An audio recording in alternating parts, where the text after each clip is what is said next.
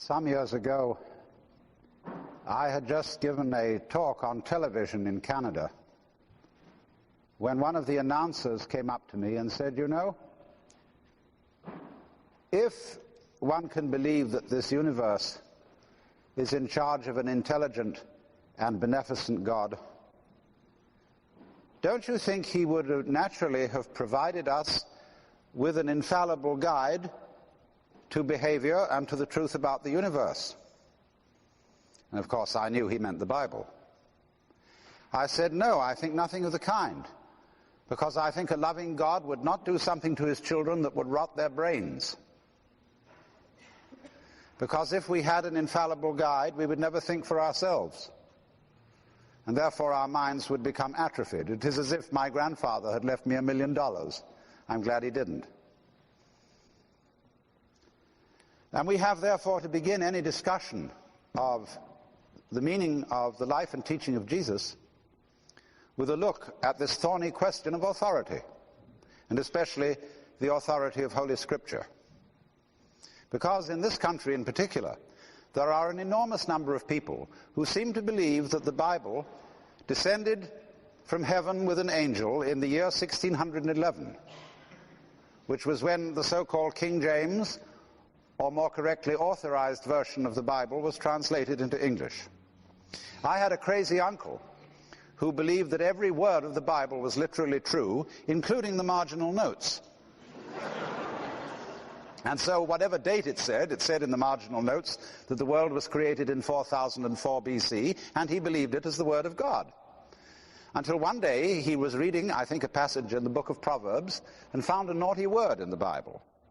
And from that time on he was through with it. You know, how Protestant can you get? Now, the question of authority needs to be understood, because I am not going to claim any authority in what I say to you, except the authority, such as it is, of history. And that's a pretty uncertain authority. But from my point of view, the four Gospels are, I think, to be regarded on the whole as historical documents. I'll even grant the miracles, because speaking as one heavily influenced by Buddhism, we're not very impressed by miracles. The traditions of Asia, Hindu, Buddhist, Taoist, and so forth, are full of miraculous stories, and we take them in our stride. We don't think that there are any sign of anything in particular except psychic power. And we in the West have, by scientific technology, accomplished things of a very startling nature. We could blow up the whole planet, and Tibetan magicians have never promised to do anything like that. And I'm really a little scared of the growing interest in psychic power, because that's what I call psychotechnics. And we've made such a mess of things with ordinary techniques that heaven only knows what we might do if we got hold of psychotechnics and started raising people from the dead and prolonging life insufferably and doing everything we wished. I mean, the whole answer to the story of miracles is simply imagine that you're God and that you can have anything you want. Well, you'd have it for quite a long time. And then after a while, you say, this is getting pretty dull, because I know in advance everything that's going to happen. And so you would wish for a surprise. And you would find yourself this evening in this church as a human being. So, I mean, that is the miracle thing. I think miracles are probably possible. That doesn't bother me.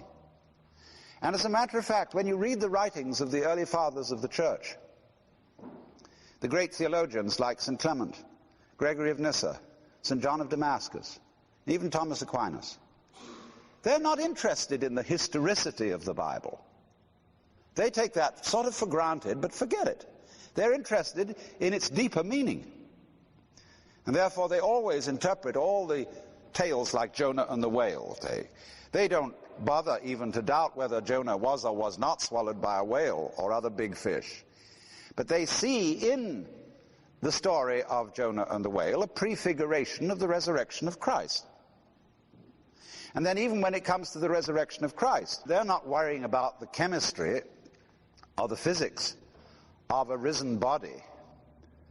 What they're interested in is that the idea of the resurrection of the body has something to say about the meaning of the physical body in the eyes of God. That the physical body, in other words, is not something worthless and unspiritual, but something which is an object of the divine love.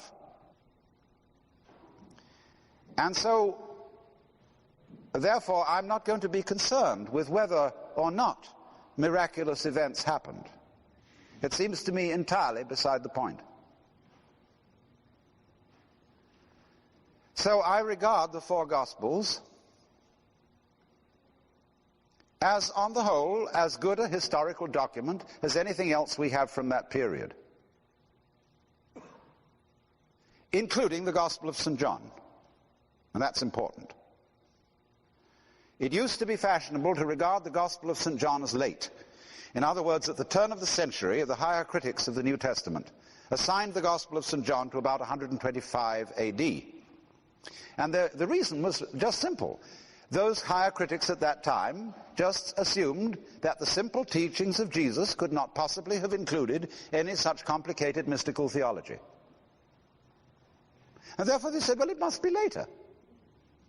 Now, as a matter of fact, in the text of the Gospel of St. John, the local color, his knowledge of the topography of Jerusalem, and his knowledge of the Jewish calendar is more accurate than that of the other three writers, Matthew, Mark, and Luke. And it seems to me perfectly simple to assume that John recorded the inner teaching which he gave to his disciples, and that Matthew, Mark, and Luke record the more exoteric teaching which he gave to people at large. Now, what about then the authority of these scriptures? We could take this problem in two steps. A lot of people don't know how we got the Bible at all. We Westerners got the Bible thanks to the Catholic Church. The Catholic Church and members of the Church wrote the books of the New Testament. And they took over the books of the Old Testament, which even by the time of Christ had not been finally decided upon by the Jews. The Jews did not close the canon of the Old Testament until the year 100 AD, or thereabouts, at the Synod of Jamnia. And then they finally decided which were the canonical books of the Hebrew Scriptures, and embodied them in the Masoretic text, the earliest copy of which dates from the 10th century, early in the 10th century, AD. The books to be included in the New Testament were not finally decided upon until the year 382 AD again, at the Synod of Rome under Pope Damasus. So it was the Church, the Catholic Church, that promulgated the Bible and said, we are giving you these scriptures on our authority and by the authority of the informal tradition that has existed among us from the beginning, inspired by the Holy Spirit. So you receive historically the Bible on the Church's say-so. And the Catholic Church insists, therefore, that the Church collectively, speaking under the presumed guidance of the Holy Spirit, has the authority to interpret the Bible. And you can take that or leave it. Because obviously, the authority of the Bible is not, first of all, based on the Bible itself. I can write a Bible and state within that book that it is indeed the Word of God which I have received. And you're at liberty to believe me or not. Hindus believe that the Vedas are divinely revealed and inspired with just as much fervor as any Christian or any Jew. Muslims believe that the Quran is divinely inspired. And some Buddhists believe that their sutras are also of divine, or rather a Buddhic origin. The Japanese believe that the ancient texts of Shinto are likewise of divine origin. And who is to be judge? If we are going to argue about this, as to which version of the truth is the correct one, we will always end up in an argument in which the judge and the advocate are the same person. And you wouldn't want that if you were brought into a court of law, would you? Because if I say that, well, thinking it all over, I find that Jesus Christ is the greatest being who ever came onto this earth, by what standards do I judge? Why, obviously, I judge by the sort of moral standards that have been given to me as somebody brought up in a Christian culture. There is nobody impartial who can decide between all the religions, because more or less everybody has been, in one way or another, influenced by one of them. So if the church says the Bible is true, it finally comes down to you. Are you going to believe the church or aren't you? If nobody believes the church, it will be perfectly plain, won't it, that the church has no authority. Because the people is always the source of authority. That's why de Tocqueville said that a people gets what government it deserves.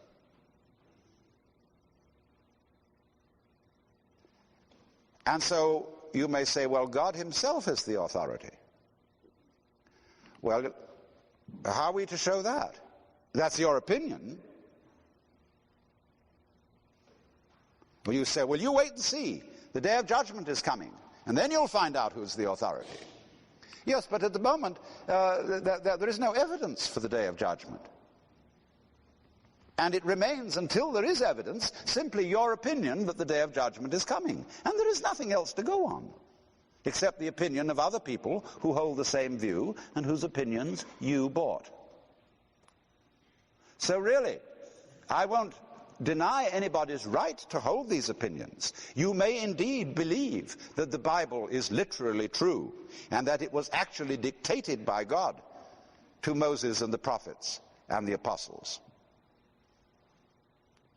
That may be your opinion, and you are at liberty to hold it. I don't agree with you.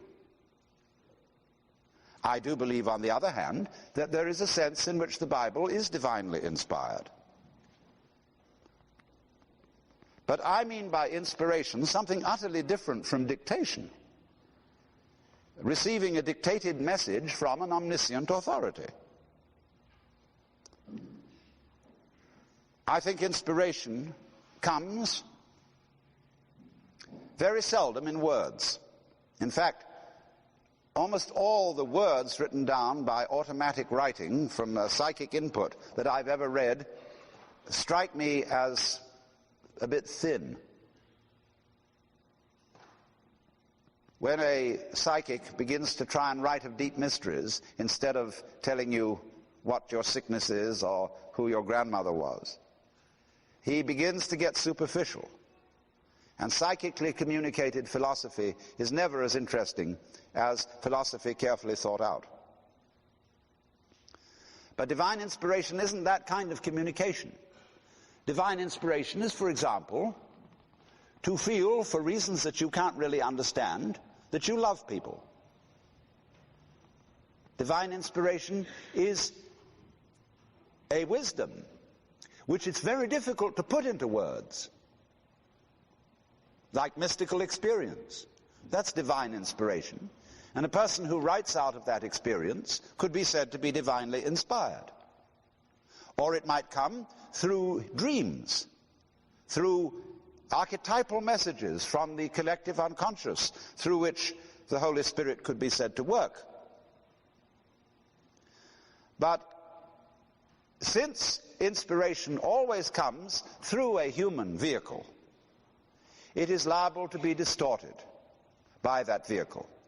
In other words, I'm talking to you through a sound system. And it's the only one now available. Now, if there's something wrong with this sound system, whatever truths I might utter to you will be distorted. My voice will be distorted. And you might mistake the meaning of what I said. Now, so therefore, everybody who receives divine inspiration, and I'm using that in a very loose way, You can mean anything you like by divine, that's your option. But anybody who receives it will express it within the limits of what language he knows. And by language here, I don't only mean English, Latin, Greek, Hebrew, or Sanskrit. I mean language in the sense of what sort of terms are available to you. What kind of religion were you brought up with? Now you see, if you were brought up in the Bible Belt, you came out of Arkansas somewhere, and that's all the religion you knew, and you had a mystical experience of the type where you suddenly discover that you are one with God, then you're liable to get up and say, I'm Jesus Christ. And lots of people do. Well, the culture that we live in just can't allow that. There's only one Jesus Christ. And sort of you don't look like you were Jesus Christ coming back again, because it's said in the scriptures that when he comes back, there'll be no doubt about it. He'll appear in the heavens with legions of angels, and you're not doing that. You're just old Joe Dokes that we knew years ago, and now you say you're Jesus Christ. Well, he says that when Jesus Christ said he was God, nobody believed him, and you don't believe again. You know, you can't answer that argument.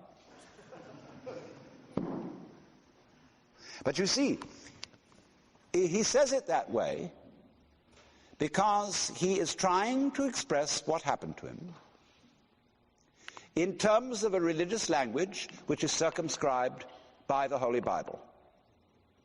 He's never read the Upanishads. He's never read the Diamond Sutra. He's never read the Tibetan Book of the Dead or the I Ching or the Lao Tzu. And therefore, there is no other way in which he can say this. But if he had read the Upanishads, he would have had no difficulty, and nor would the culture, the society in which he was talking, have any difficulty. Because it says in the Upanishads, we are all incarnations of God. Only they don't mean by the word God, in fact they don't use that word, they use Brahman. They don't mean the same thing that a Hebrew meant by God. Because the Brahman is not personal. Brahman is, we would say, suprapersonal, not impersonal, because that is a negation. But I would say suprapersonal. Brahman is not he or she, has no sex. Brahman is not the creator of the world, as something underneath and subject to Brahman, but the actor of the world, the player of all the parts, so that everyone is a mask, which is the meaning of the word person, in which the Brahman plays a role. And like an absorbed actor, the divine spirit gets so absorbed in playing the role as to become it, and to be bewitched. And this is all part of the game, into believing I am that role. When you were babies, you knew who you were. Psychoanalysts refer to that as the oceanic feeling. They don't really like it, but they admit that it exists, where the baby cannot distinguish between the world and the way it acts upon the world. It's all one process, which is, of course, the way things are. But we learn very quickly because we're taught very quickly what is you and what is not you. What is voluntary, what is involuntary, because you can be punished for the voluntary but not for the involuntary. And so we unlearn what we knew in the beginning. And in the course of life, if we're fortunate, we discover again what we really are, that each one of us is what would be called in Arabic or Hebrew a son of God. And the word son of means of the nature of, as when you call someone a son of a bitch. Or in Arabic you say Ebedi Kelb, which means son of a dog, Ebedi El Homar, son of a donkey. So, the son of Belial means an evil person. Son of God means a divine person. Human being who has realized union with God. Now my assumption, my opinion, is that Jesus of Nazareth was a human being, like Buddha, like Sri Ramakrishna, like Ramana Maharshi, etc., who early in life had a colossal experience of what we call cosmic consciousness. Now, you don't have to be any particular kind of religion to get this experience. It can hit anyone, anytime, like falling in love. There are obviously a number of you in this building who've had it, in greater or lesser degree. But it's found all over the world. And when it hits you, you know it. Sometimes it comes after long practice of meditations and spiritual discipline. Sometimes it comes for no reason that anybody can determine. We say it's the grace of God. But there comes this overwhelming conviction that you have mistaken your identity. That what you thought, what I thought was just old Alan Watts, who I know very well is just a big act and a show. But what I thought was in the, me, was only completely superficial. That I am an expression of an eternal something or other. X. A name that can't be named, as the name of God was taboo among the Hebrews. I am. And that I suddenly understand why, exactly why everything is the way it is. It's perfectly clear. Furthermore, I feel no longer any boundary between what I do and what happens to me. I feel that everything that's going on is my doing, just as my breathing is. Is your breathing voluntary or involuntary? Do you do it or does it happen to you? So you can feel it both ways. But you feel everything like breathing. And it isn't as if you had become a puppet. There is no longer any separate you. There is just this great happening going on. And if you have the name in your background, you will say, this happening is God, or the will of God, or the doing of God. Or if you don't have that word in your background, you will say with the Chinese, it is the flowing of the Tao. Or if you're a Hindu, you will say it is the Maya of Brahman. The Maya means the magical power, the creative illusion, the play. So you can very well understand how people to whom this happens feel genuinely inspired. Because very often there goes along with it an extremely warm feeling. Because you see the divine in everybody else's eyes. When Kabir, a great Hindu Muslim mystic, was a very old man, he used to look around at people and say, to whom shall I preach? Because he saw the beloved in all eyes. And could see, sometimes I look into people's eyes, and I can look right down, and I can see that beloved in the depths of those pools. And yet the expression on the face is saying, what, me? It's the funniest thing. But there is everybody, in his own peculiar way, playing out an essential part in this colossal cosmic drama. And it's so strange that one can even feel it in people you thoroughly dislike.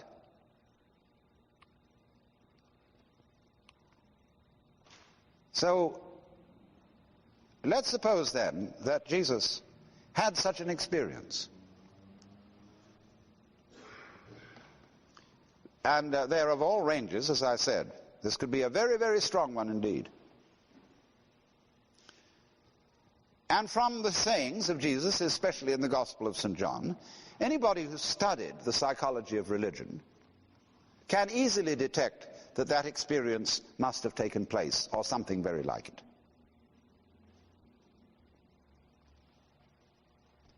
But, you see, Jesus has a limitation. That he doesn't know of any religion other than those of the immediate Near East.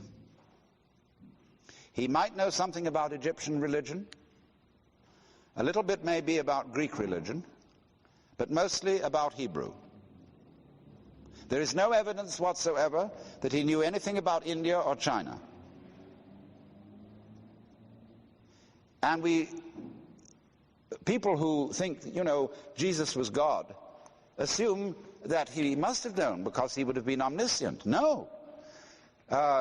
St. Paul makes it perfectly clear in the epistle to the Philippians that Jesus renounced his divine powers so as to be man. So let's suppose then that Jesus had such an experience. But, you see, Jesus has a limitation. That he doesn't know of any religion other than those of the immediate Near East. He might know something about Egyptian religion, a little bit maybe about Greek religion, but mostly about Hebrew. There is no evidence whatsoever that he knew anything about India or China. And people who think, Jesus was God, assume that he must have known because he would have been omniscient. No. St. Paul makes it perfectly clear in the epistle to the Philippians that Jesus renounced his divine powers so as to be man. Let this mind be in you, which was also in Christ Jesus, who being in the form of God, thought not equality with God a thing to be hung on to, but humbled himself and made himself of no reputation, and was found in fashion as a man, and became obedient to death. Theologians call that kenosis, which means self-emptying. So, obviously, an omnipotent and omniscient man would not really be a man. So even if you take the very orthodox Catholic doctrine of the nature of Christ, that he was both true God and true man, you must say that for true God to be united with true man, true God has to make a voluntary renunciation, for the time being, of omniscience and omnipotence, and omnipresence for that matter. Now therefore, if Jesus were to come right out and say, I am the Son of God, that's like saying I'm the boss's son. Or I am the boss. And everybody immediately says that is blasphemy. That is subversion. That is trying to introduce democracy into the kingdom of heaven. That is, you are a usurper of the throne. No man has seen God. Now, Jesus, in his exoteric teaching, as recorded in the Synoptic Gospels, was pretty cagey about this. He didn't come right out there and say, I and the Father are one. Instead, he identified himself with the Messiah described in the second part of the prophet Isaiah. The suffering servant who was despised and rejected of men. And this man is the non-political Messiah, in other words. It was convenient to make that identification, even though it would get him into trouble. But to his elect disciples, as recorded in St. John, he came right out and said, "Before Abraham was, I am.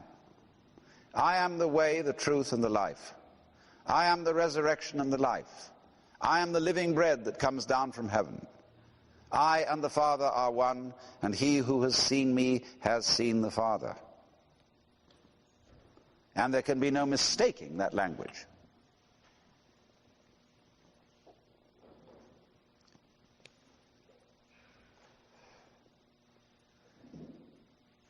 So the Jews found out, and they put him to death, or had him put to death, for blasphemy. This is no cause for any special antagonism to the Jews. We would do exactly the same thing. It's always done. It happened to one of the great Sufi mystics in Persia, who had the same experience.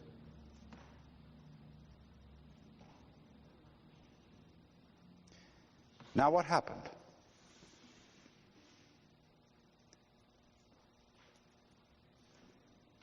The apostles didn't quite get the point. They were awed by the miracles of Jesus. They worshipped him as people do worship gurus. And it's, you know, to what lengths that can go if you've been around guru land. And so the Christian said, okay, Jesus of Nazareth was the Son of God, but let it stop right there. Nobody else.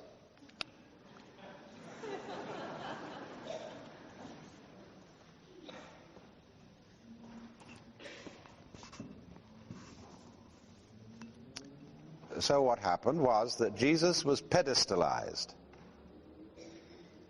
He was put in a position that was safely upstairs, so that his troublesome experience of cosmic consciousness would not come and cause other people to be a nuisance. And those who have had this experience and expressed it during those times when the church had political power were almost invariably persecuted. Gordiano Bruno was burnt at the stake. John Scotus Erigena was excommunicated. Meister Eckhart's theses were condemned, and so on and so on. A few mystics got away with it because they used cautious language. But you see what happens. If you pedestalize Jesus, you strangle the gospel at birth. And it has been the tradition in both the Catholic Church and in Protestantism to pass off what I will call an emasculated gospel. Gospel means good news. And I cannot for the life of me think what is the good news about the gospel as ordinarily handed down. Because look here. Here is the revelation of God in Christ, in Jesus. And we are supposed to follow his life and example without having the unique advantage of being the boss's son. Now, the tradition, both Catholic and Protestant fundamentalist, represents Jesus to us as a freak, born of a virgin, knowing he is the Son of God, having the power of miracles, knowing that basically it's impossible to kill him, that he's going to rise again in the end. And we are asked to take up our cross and follow him when we don't know that about ourselves at all. So what happens is this. We are delivered, therefore, a gospel which is in fact an impossible religion. It's impossible to follow the way of Christ. All right.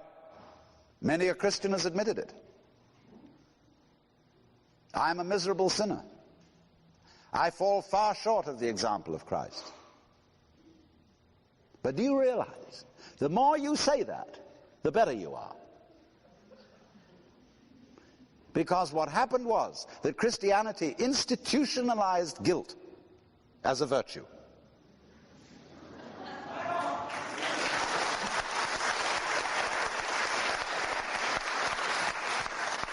You see, you can never come up to it.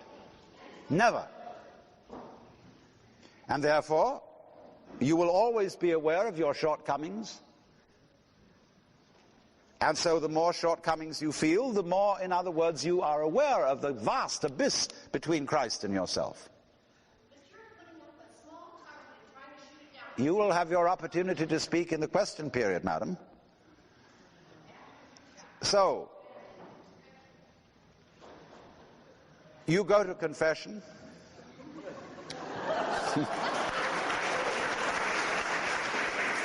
And if you've got a nice, dear, understanding confessor, he won't get angry with you. He'll say, my child, you know you've sinned very grievously, but you must realize that the love of God and of our Lord is infinite, and that naturally you are forgiven. As a token of thanksgiving, say 3 Hail Marys. And you know you've committed a murder and robbed a bank and fornicated around and so on. And the priest is perfectly patient and quiet. Well, you feel awful. Think, I have done that? To the love of God, I have wounded Jesus, grieved the Holy Spirit, and so on. But you know in the back of your mind that you're going to do it all over again. You won't be able to help yourself. You'll try, but there's always a greater and greater sense of guilt.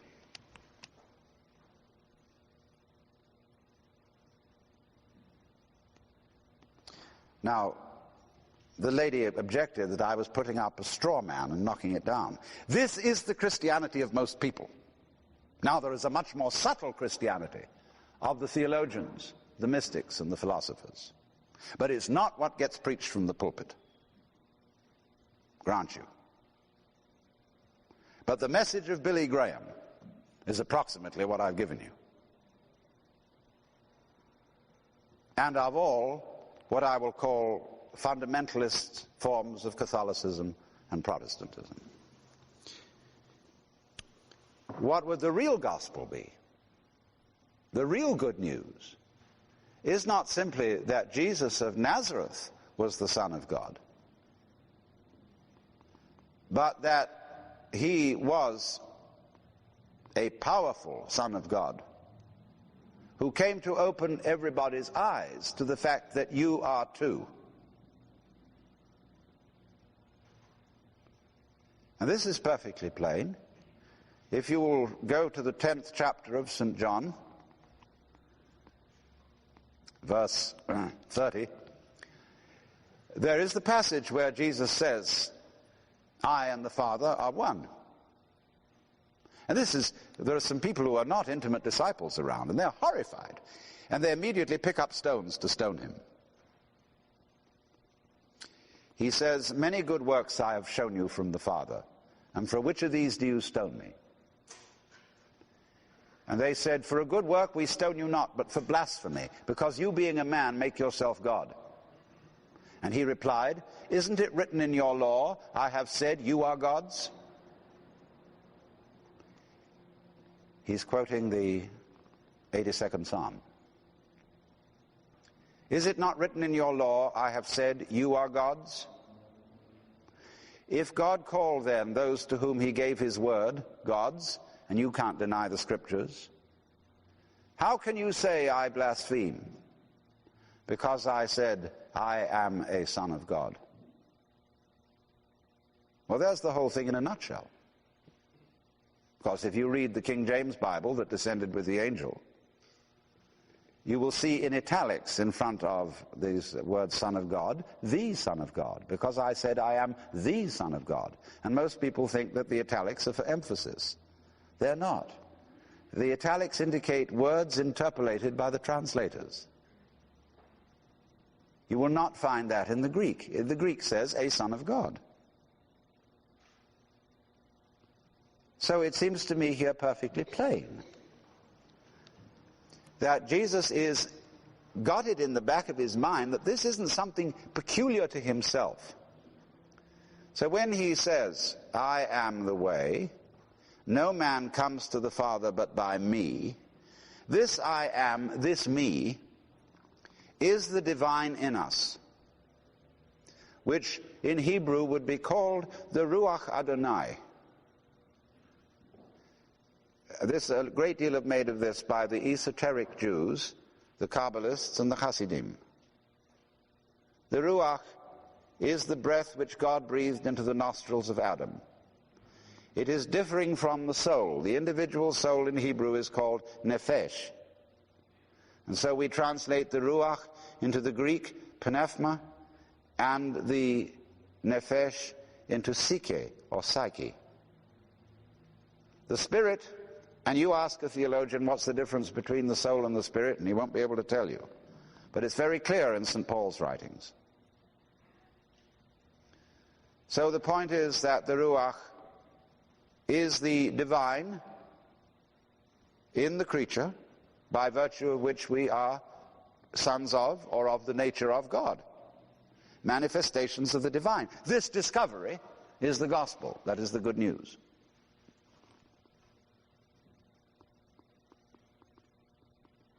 But this has been perpetually repressed throughout the history of Western religion, because all Western religions have taken the form of celestial monarchies and therefore have discouraged democracy in the kingdom of heaven.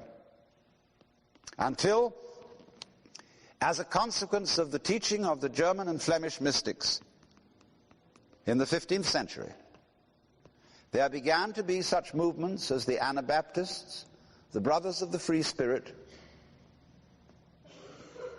and the Levelers and the Quakers. A spiritual movement which came to this country and founded a republic.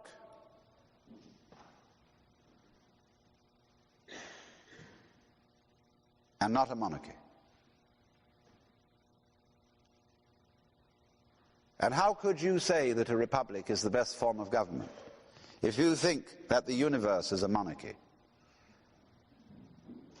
Obviously, if God is top on a monarchy, monarchy is the best form of government. But you see, ever so many citizens of this republic think they ought to believe that the universe is a monarchy. And therefore they are always at odds with the republic. It is from principally white, racist Christians that we have the threat of fascism in this country. Because, you see, they have a religion which is militant, which is not the religion of Jesus, which was the realization of divine sonship, but the religion about Jesus, which pedestalizes him, and which says only this man, of all the sons of woman, was divine, and you had better recognize it. And so it speaks of itself as the church militant, the onward Christian soldiers marching us to war.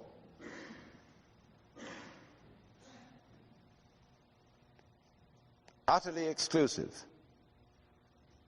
convinced in advance of examining the doctrines of any other religion that is the top religion. And so it becomes a freak religion, just as it has made a freak of Jesus, an unnatural man.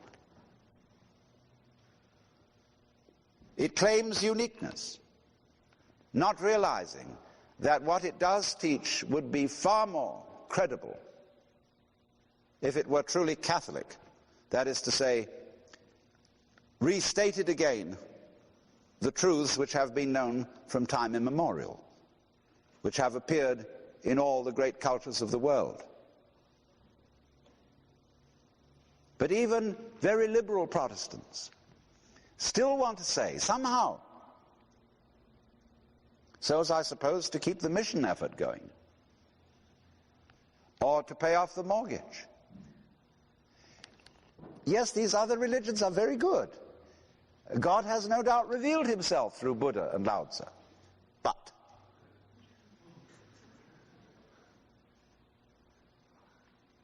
now, obviously, it is a matter of temperament. You can be loyal to Jesus, just as you're loyal to your own country. But you are not serving your country if you think that it's necessarily the best of all possible countries. That is doing a disservice to your country.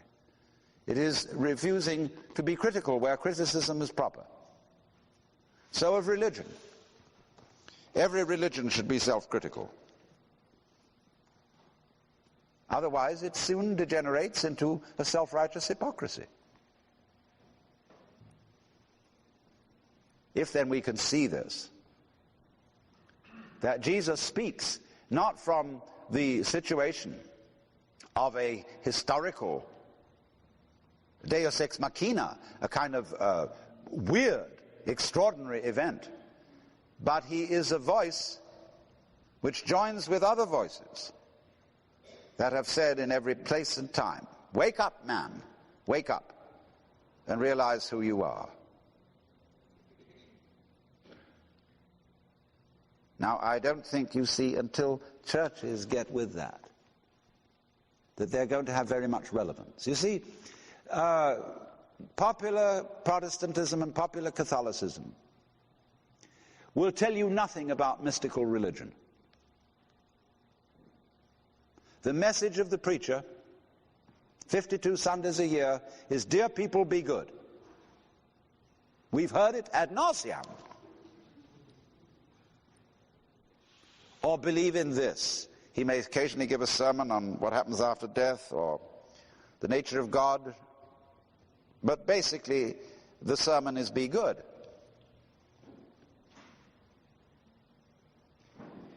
But how?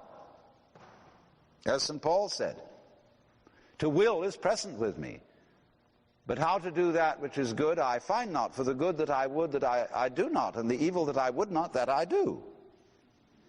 How are we going to be changed? Obviously, there cannot be a vitality of religion without vital religious experience. And that's something much more than emoting over singing Onward Christian Soldiers. But you see, what happens in our ecclesiastical goings-on is that we run a talking shop. We pray. We tell God what to do or give advice, as if he didn't know. We read the scriptures. And remember, talking of the Bible, Jesus said, you search the scriptures daily, for in them you think you have life.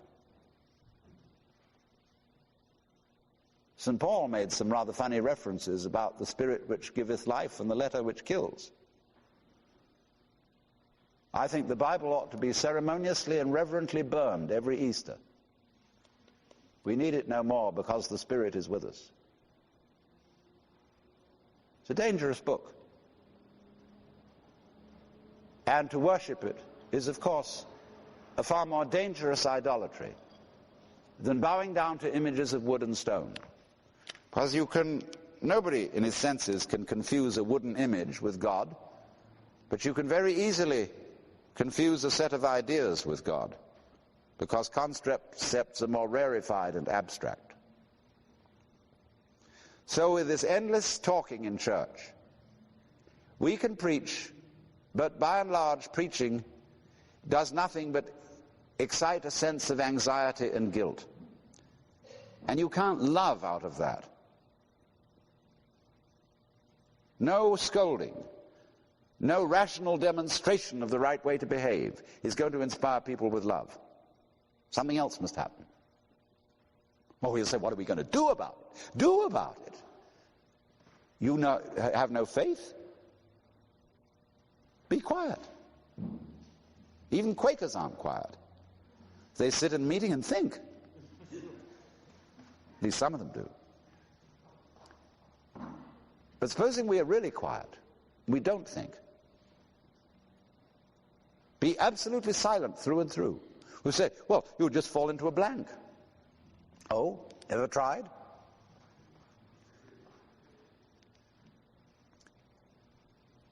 I feel then, you see, that it's enormously important that churches stop being talking shops. They become centers of contemplation. What is contemplation? Contemplum. It's what you do in the temple.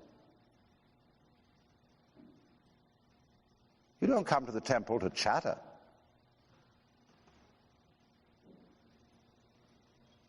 But to be still and know that I am God. And this is why, if the Christian religion, if the gospel of Christ is to mean anything at all, instead of just being one of the forgotten religions, along with Osiris and Mithra,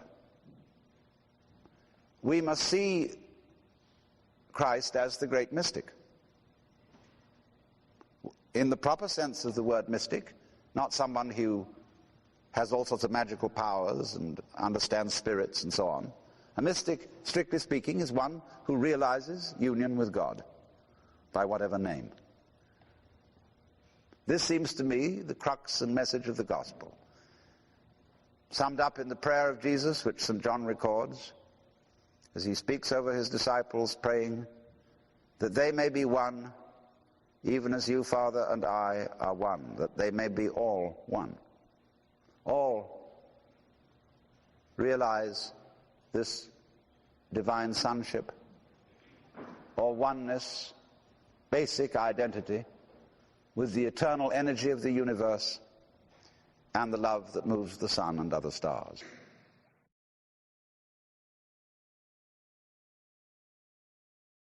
The general title of these talks that I'm giving here is Mind Over Mind. And I'm going into all the various problems which have to do with the control of the mind. Giữa cuộc đời em chỉ cần có anh, cái nhìn đầu đã đượm màu thắm thiết, bởi chút duyên ân từ trong sâu thẳm. Hay anh giống điều gần gũi trong em, phút nhẹ lòng anh vui vui tự hỏi, nhưng thấy cần chỉ giải thích rạch ròi, vì khi tim anh mãi đã có em và anh cũng nhận lòng anh rồi đó. Yeah yeah, em đã tặng anh bài thơ hay nhớ.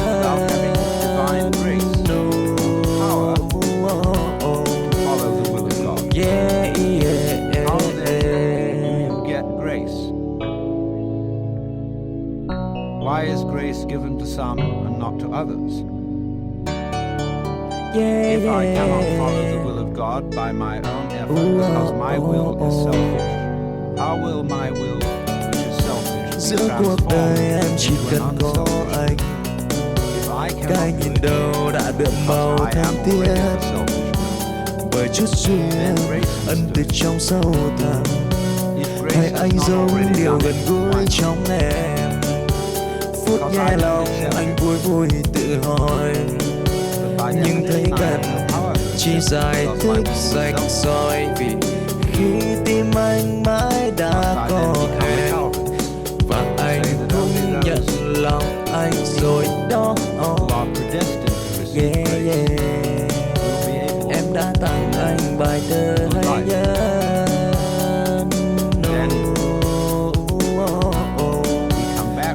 Yeah, yeah, people who live evil lives and do not get grace because they are not predestined to it out of the infinite wisdom of the Godhead, then God himself must be held responsible for their evil deeds. And so, phút nghe lòng anh vui vui tự hỏi, nhưng thấy cần chỉ giải thích rạch ròi, vì khi tim anh mãi đã có em và anh cũng nhận lòng anh rồi đó.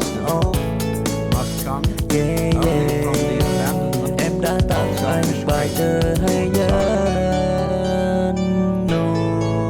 One who abandons that desire yeah, attains yeah, nirvana, which is supreme peace, liberation. Nirvana means in Sanskrit, blow out.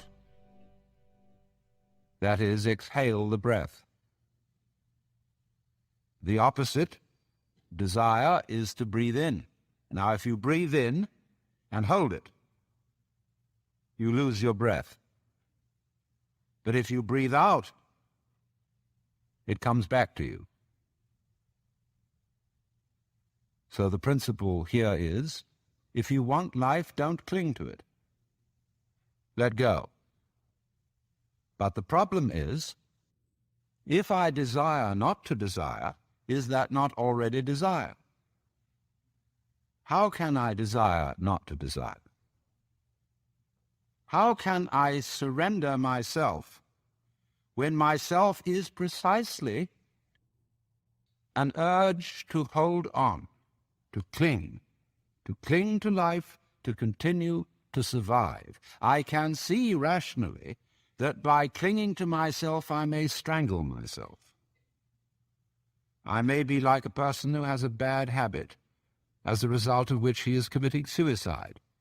And he knows that, but can't give it up, because the means of death are so sweet. So it all comes down to this basic question, that human beings have for a long, long time been concerned about transforming their minds. Is there any way in which one's mind can be transformed? Or is it simply a process which is nothing more than a vicious circle? I could ask, why have you come here this afternoon? What were you looking for?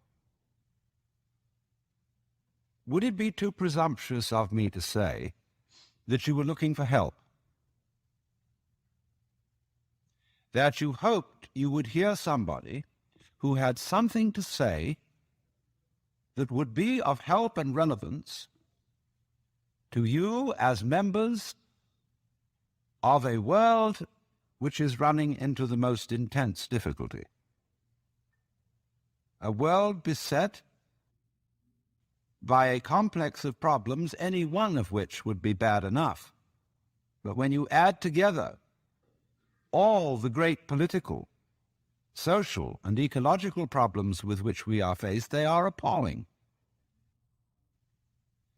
And one naturally says, the reason why we are in such a mess is not simply that we have wrong systems for doing things, whether they be technological, political, or religious, but we have the wrong people. The systems may be all right, but they are in the wrong hands because we are all, in various ways, self-seeking, lacking in wisdom, lacking in courage, afraid of death, afraid of pain, unwilling really to cooperate with others, unwilling to be open to others. And we all think that's too bad. It's me that's wrong. And if only I could be the right person. Is this man going to tell me something that will help me to change myself so that I will be a more creative and cooperative member of the human race? I would like to improve. So in so many people's minds and from so many different angles, there is this urgent feeling that I must improve me. And this is critically important because it's obvious that, at least it's superficially obvious, that the way things are, we are going to hell fast.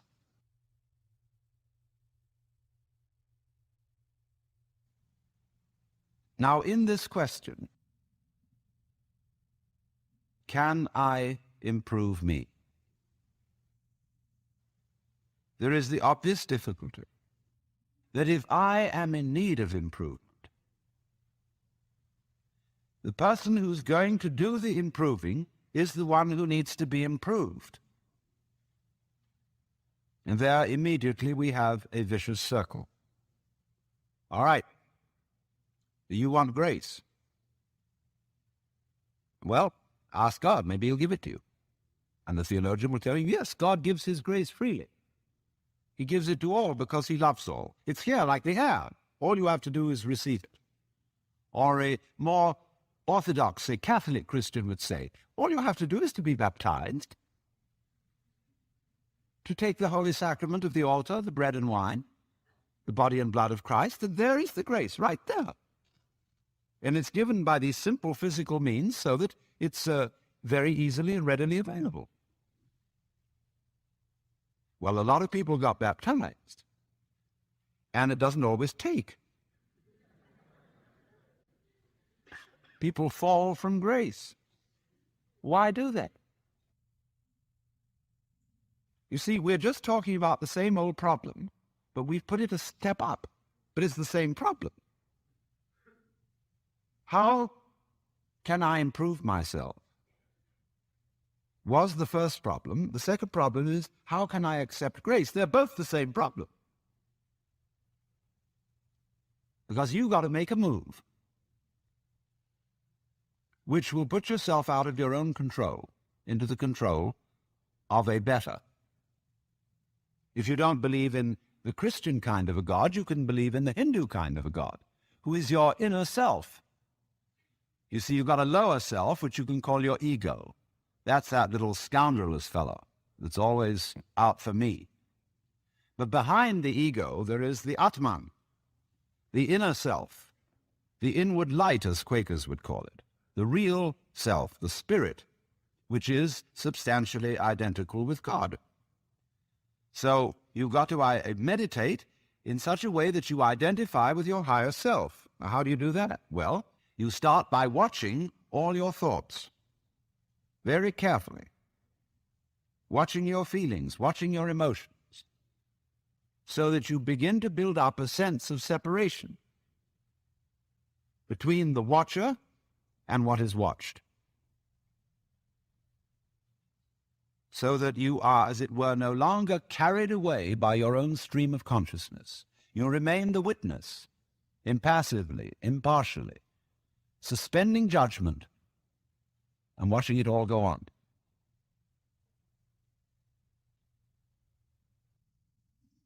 That seems to be something like progress. At least you're taking an objective view of what is going on. You are beginning to be in a position to control it. But just wait a minute. Who is this self behind the self, the watching self? Can you watch that one? It's interesting if you do, because you find out, of course, that this is just as the problem of grace is nothing more than a transposition of the first problem. How am I to be unselfish? By my own power. It becomes, how am I to get grace by my own power?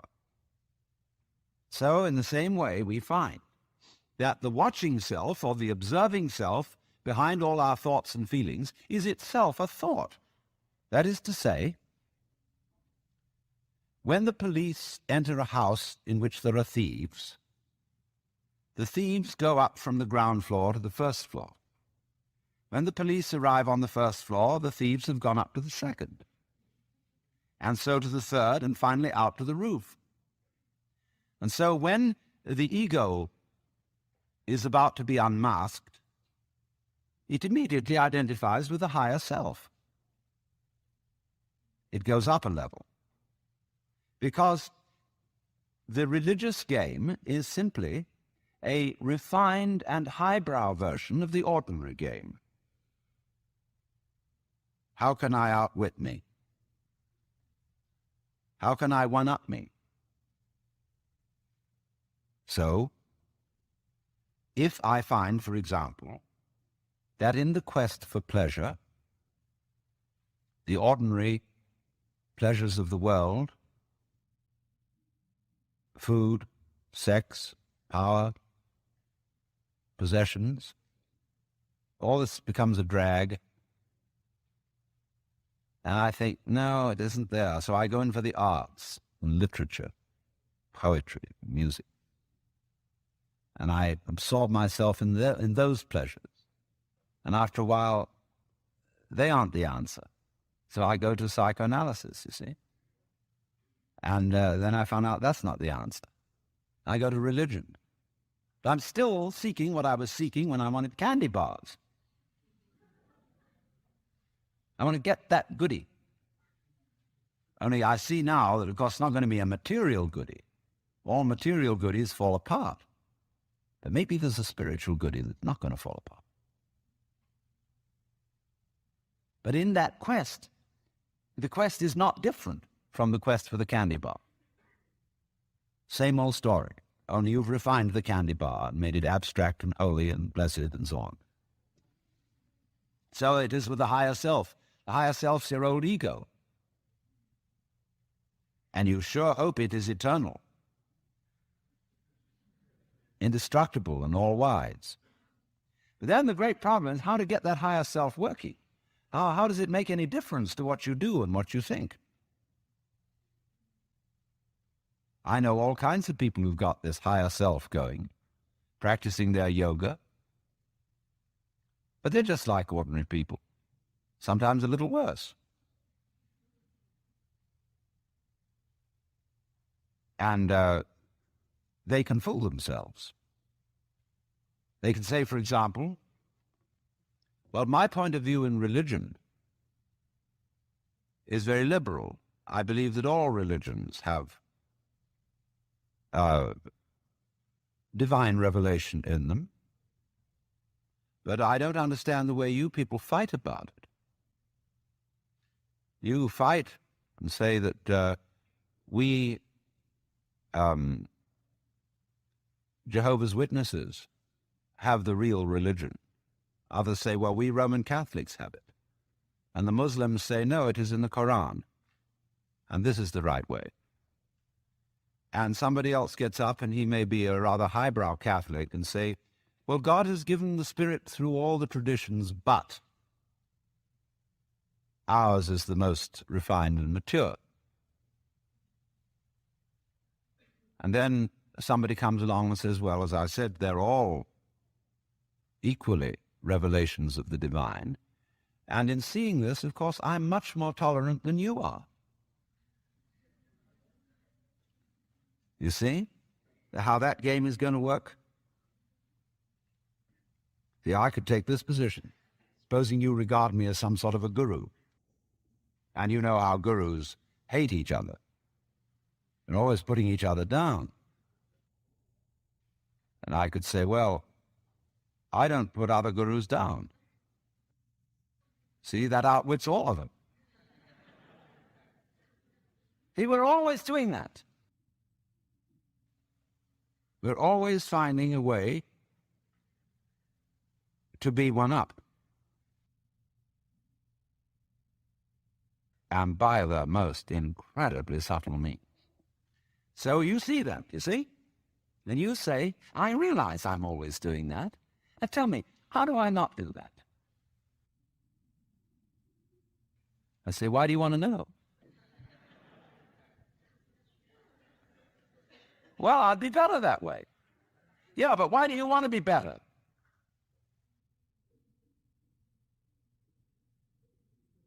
You see, the reason you want to be better is the reason why you aren't. Shall I put it like that?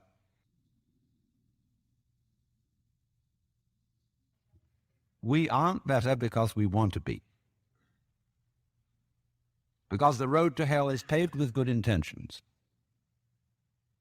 Because all the do-gooders in the world, whether they're doing good for others or doing it for themselves, are troublemakers. On the basis of kindly let me help you or you'll drown, said the monkey, putting the fish safely up a tree. We white Anglo-Saxon Protestants, British, German, American, have been on a rampage for the past 100 or more years to improve the world. We have given the benefits of our culture, our religion, our technology to everybody, except perhaps the Australian Aborigines. And we have insisted that they receive the benefits of our culture, even our political styles, our democracy. You better be democratic, or we'll shoot you. And having conferred these blessings all over the place, we wonder why everybody hates us. See, because sometimes doing good to others, and even doing good to oneself, is amazingly destructive. Because it's full of conceit. How do you know what's good for other people? How do you know what's good for you? If you say you want to improve, then you ought to know what's good for you. But obviously you don't, because if you did, you would be improved. So we don't know. It's like the problem of geneticists, which they face today. I went to a meeting of geneticists not so long ago where they gathered in a group of philosophers and theologians and said, now look here, we need help. We now are on the verge of figuring out how to breed any kind of human character we would want to have. We can give you saints, philosophers, scientists, great politicians, anything you want. Just tell us, what kind of human beings ought we to breed?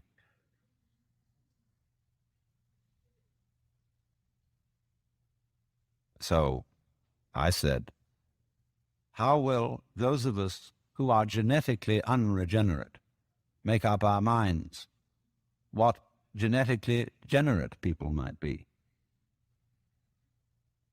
Because I'm afraid very much that our selection of virtues may not work. It may be like, for example, this new kind of high-yield grain which is made, and which is becoming ecologically destructive. When we interfere with the processes of nature and breed efficient plants and efficient animals, there's always some way in which we have to pay for it. And I can well see that eugenically produced human beings might be dreadful. We could have a plague of virtuous people. Do you realize that? Any animal considered in itself is virtuous. It does its thing. But in crowds, they're awful. Like a crowd of ants or locusts on the rampage. They're all perfectly good animals, but there's just too much. I could imagine a perfectly pestiferous mass of 1 million saints. So I said to these people, look, there's the only thing you can do. Just be sure that a vast variety of human beings is maintained. Don't, please, breed us down to a few excellent types. Excellent for what? We never know how circumstances are going to change, and how our need for different kinds of people changes. At one time, we may need very individualistic and aggressive people. At another time, we may need very cooperative, team-working people. At another time, we may need people who are full of interest in dexterous manipulation of the external world. At another time, we may need people who explore into their own psychology and are introspective. There is no knowing. But the more varieties and the more skills we have, obviously, the better. So you see, here again, the problem comes out in genetics. We do not really know how to interfere with the way the world is. The way the world actually is an enormously complex, interrelated organism. The same problem arises in medicine because the body is a very complexly interrelated organism. And if you look at the body in a superficial way, you may see there's something wrong with it. It's chickenpox. And there's spots that itch that come out all over the place. Well, you might say, well, spots are there, cut them off. So you kill the bug. Well, then you find you've got real problems.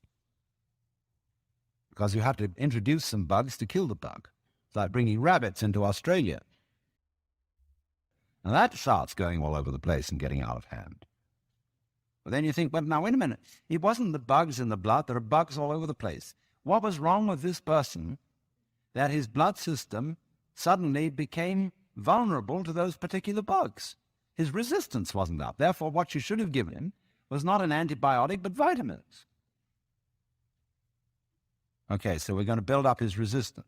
But resistance to what? You may build up resistance to this and this and this class of bugs, but then there's another one that loves that situation and comes right in. See, we always look at the human being medically in bits and pieces because we have heart specialists, lung specialists, bone specialists, nerve specialists, and so on.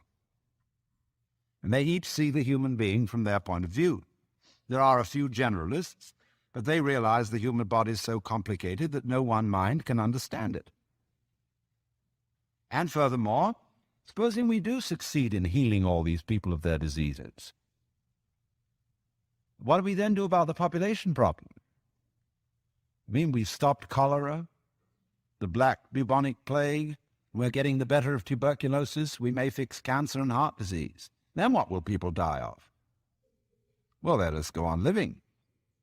There'll be enormous quantities of us. Then we have to fix this birth thing. Pills for everybody.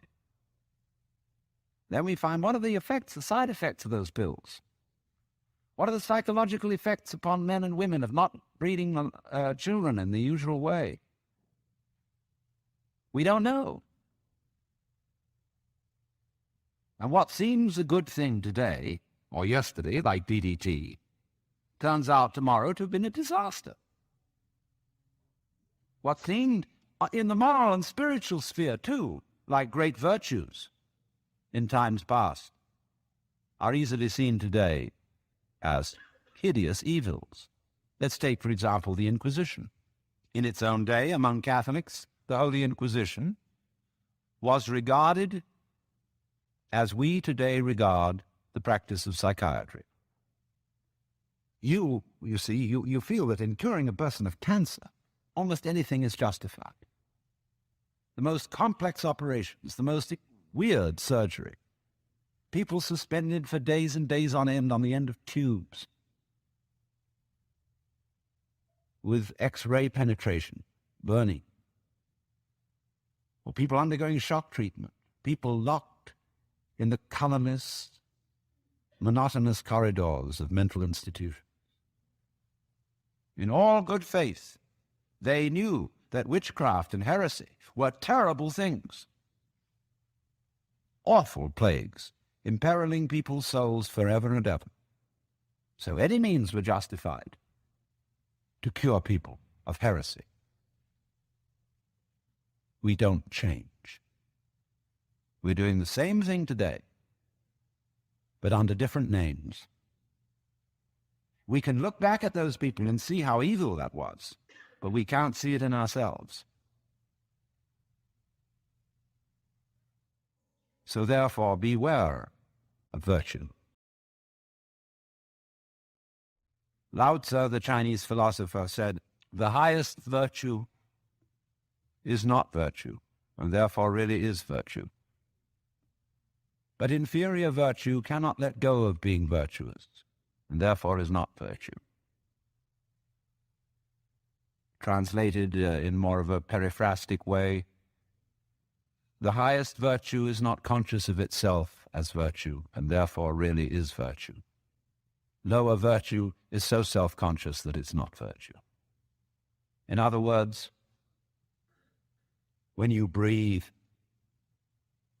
you don't congratulate yourself on being virtuous. But breathing is a great virtue. It's living.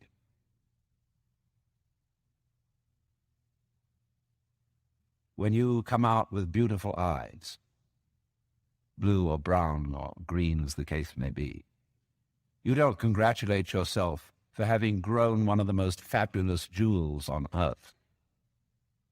So it's just eyes, and you don't account it a virtue to see, to entertain the miracles of color and form.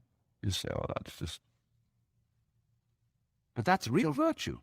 Virtue in the sense, the old sense of the word, as strength, as when we talk about the healing virtue of a plant. That's real virtue.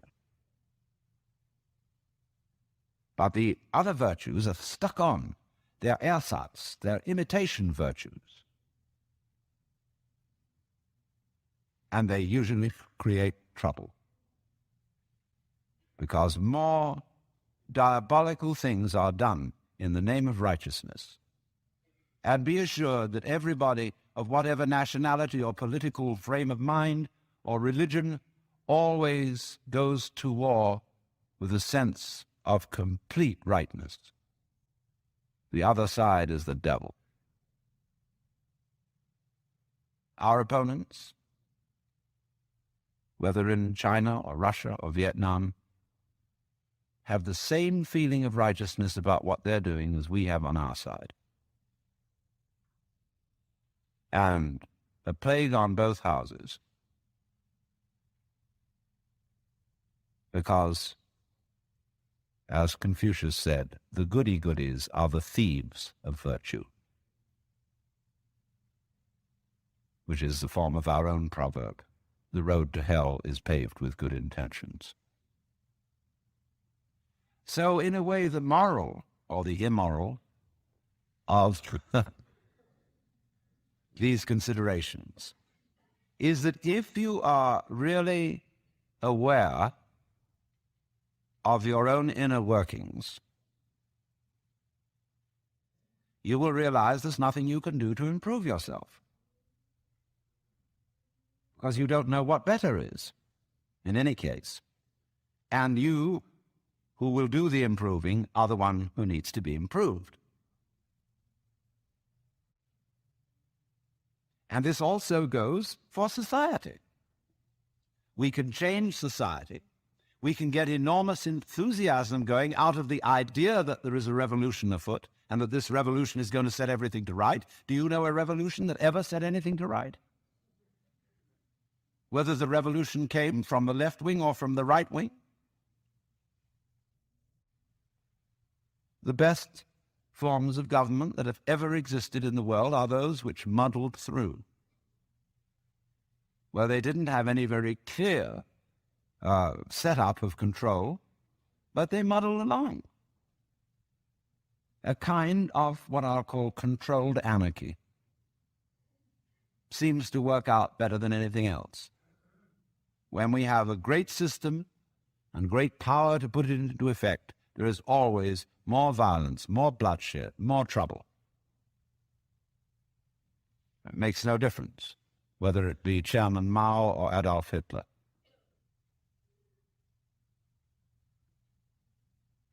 So, what instead, therefore, if we see that you can't outwit yourself, you can't be, shall I say, unself-conscious on purpose. You can't be designedly spontaneous,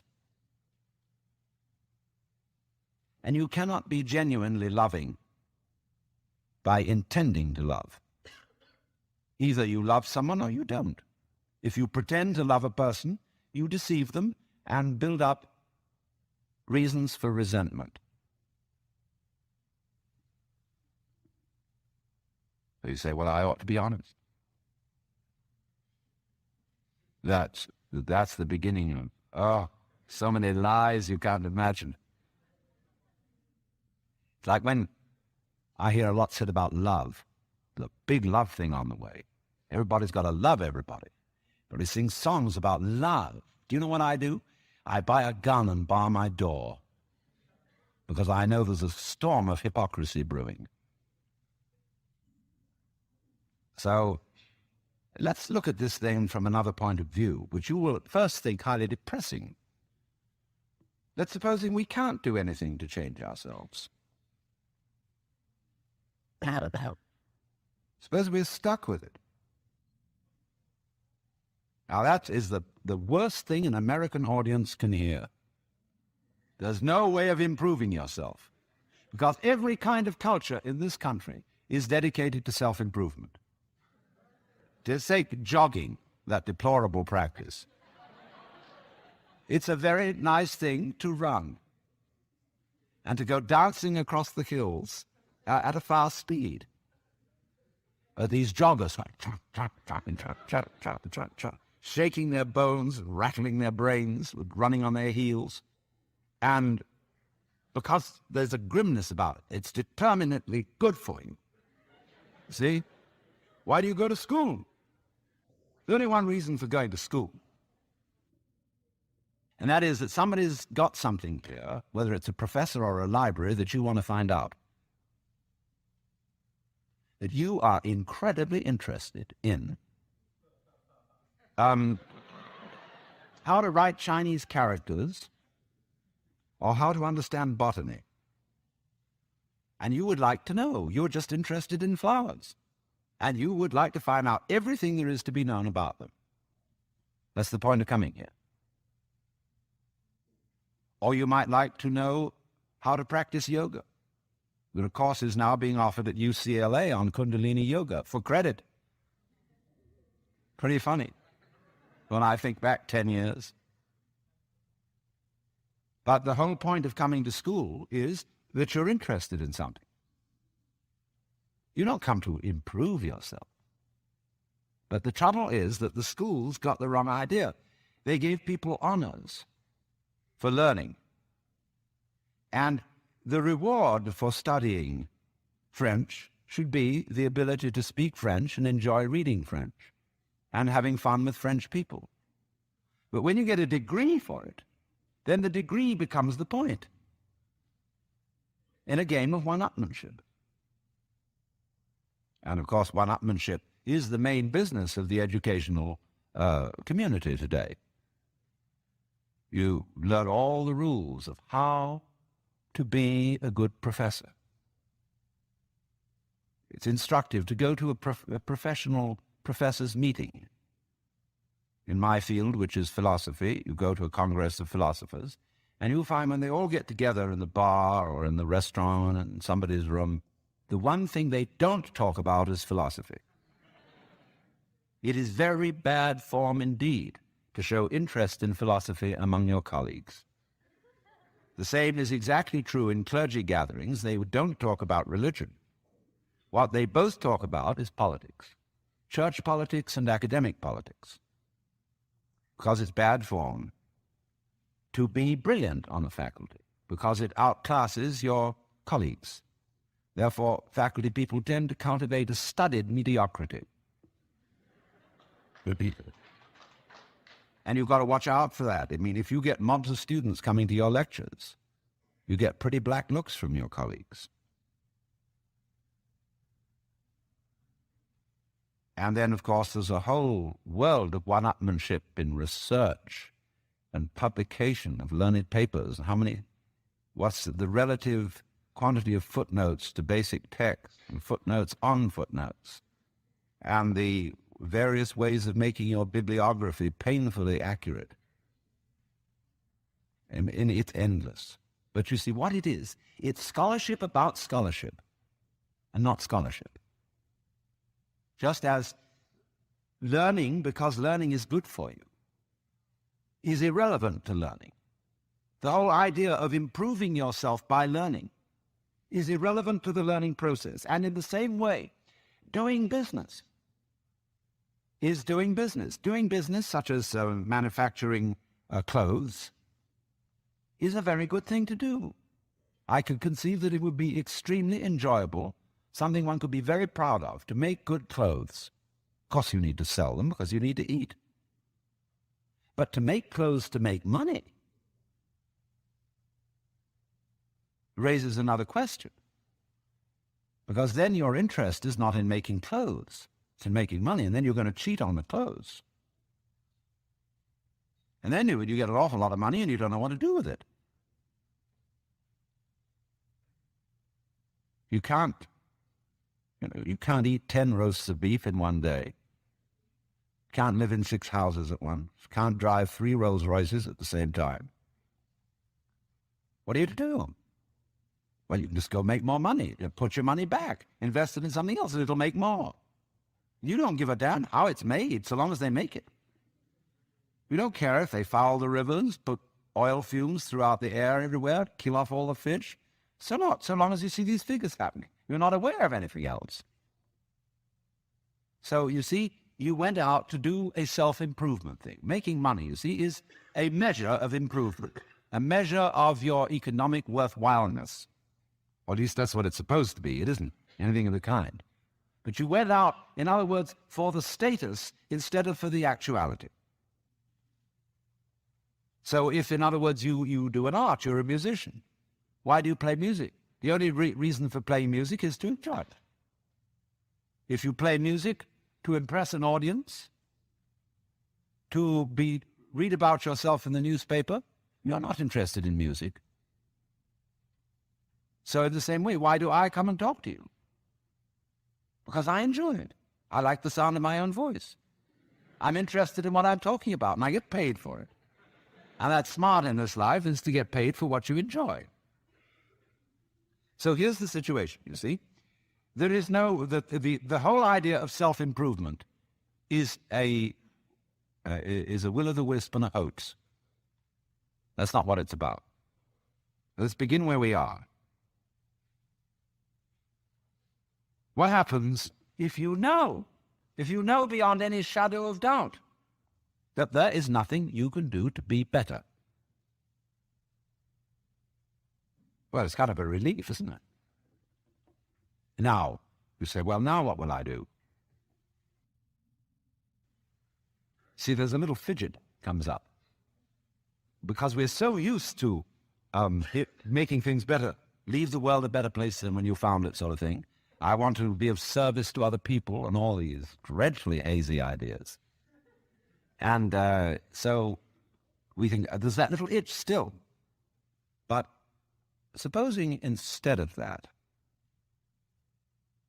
seeing that there isn't really anything we can do to improve ourselves or to improve the world, if we realize that that is so, it gives us a breather in the course of which we may simply watch what is going on.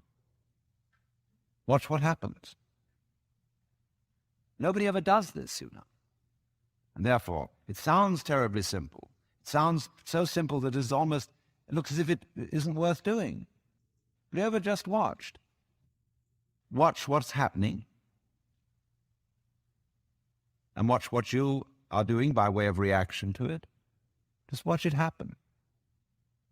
And don't be in a hurry to think you know what it is. In other words, people look at say, well, that's the external world. Oh, how do you know? The whole thing, from a neurological point of view, is happening in your head. That you think there is something outside the skull is a notion in your nervous system. There may or may not be, but it's a notion in your nervous system. You think this is the material world. Well, that's somebody's philosophical idea. Or maybe you think it's spiritual. That too is somebody's philosophical idea. This real world is not spiritual. It is not material. The real world is simply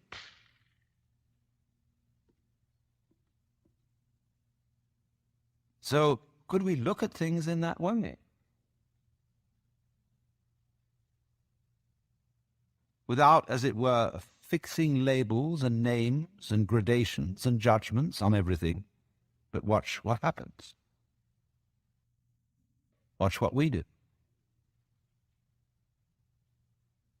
Now, you see, if you do that, you do at least give yourself a chance. And it may be that when you are in this way freed from busybodiness and being out to improve everything, that your own nature will begin to take care of itself. Because you're not getting in the way of yourself all the time. You will begin to find out that the great things that you do are really happenings. For example, no great genius can explain how he does it. Yes, he said, I have learned a technique to express myself.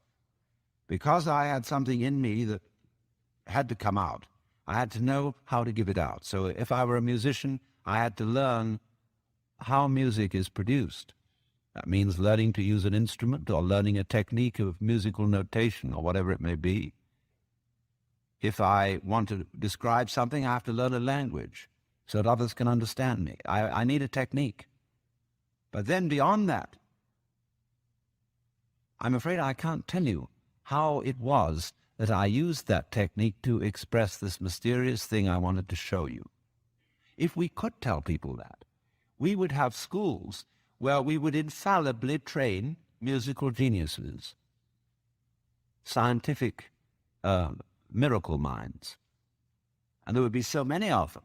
We wouldn't know what to do with them. Geniuses would be a dime a dozen. And then we would say, well, these people are, after all, not very ingenious. You know, PhDs, how many of them are there? Because what is fascinating always about genius is the fellow does something we can't understand. He surprises us. But you see, just in the same way, we cannot understand our own brains. Neurology knows relatively little about the brain, which is only to say that the brain is a lot smarter than neurology. Yes, there is this, which can perform all these extraordinary intellectual and cultural miracles. But we don't know how we did it. But we did. We didn't have some campaign to have an improved brain over the monkeys or whatever may be our ancestors. It happened. And all growth, you see, is fundamentally something that happens. But for it to happen, two things are important. And the first is, as I said, you must have the technical ability to express what happens. And secondly, you must get out of your own way. But right at the bottom of the whole problem of control is, how am I to get out of my own way? And if I showed you a system, let's all practice getting out of our own way, it would turn into another form of self-improvement. See, here's the dynamics of this thing. And we find this problem, you see, repeatedly throughout the entire history of human spirituality. In the phraseology of Zen Buddhism, you cannot get this by thinking. You cannot attain to it by not thinking.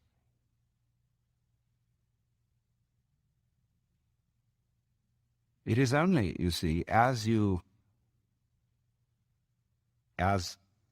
getting out of your own way ceases to be a matter of choice, when you see that there's nothing else for you to do. When you see, in other words, that doing something about your situation is not going to help you. When you see equally that trying not to do anything about it is not going to help you. Where are you? Where do you stand? You're nonplussed. And you are simply reduced to watching. Now you may say, I need some help in this process, and therefore I am going to find someone else to help me.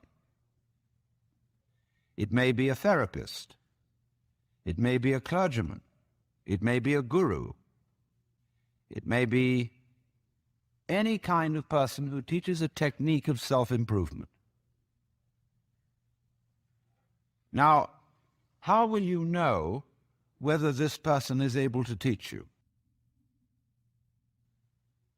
How can you judge, for example, whether a psychotherapist is effective or just a charlatan? How can you judge whether a guru is himself spiritually wise or merely a good chatterbox? Well, of course, you ask your friends, You ask his other students or patients, and they're all, of course, enthusiastic. You have to be enthusiastic when you bought something expensive. If you bought an automobile which turned out to be a lemon, it's very difficult to admit that it was a lemon and that you were fooled. And it's the same when you buy a religion or an expensive operation. But what people do not sufficiently realize is that when you pick an authority, whether it's a psychotherapeutic one or a religious one, you chose it. In other words, that this fellow or this book or this system is the right one is your opinion. And how are you competent to judge?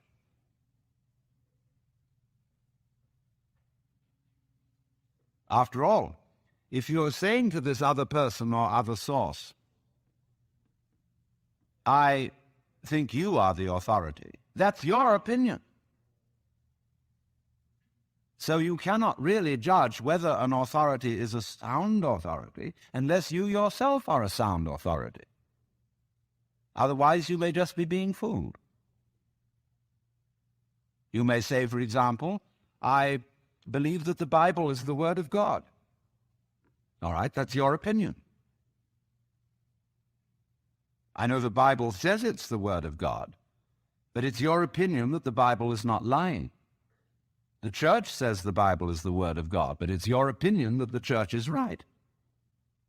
You cannot escape from that situation. It's your opinion.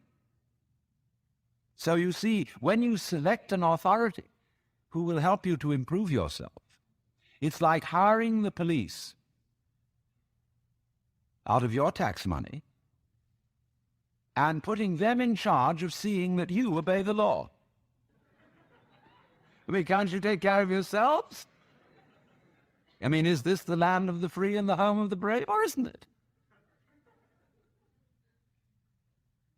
But you see, nobody seems to want to be in charge of themselves because they feel they can't do it. As St. Paul said, to will is present with me,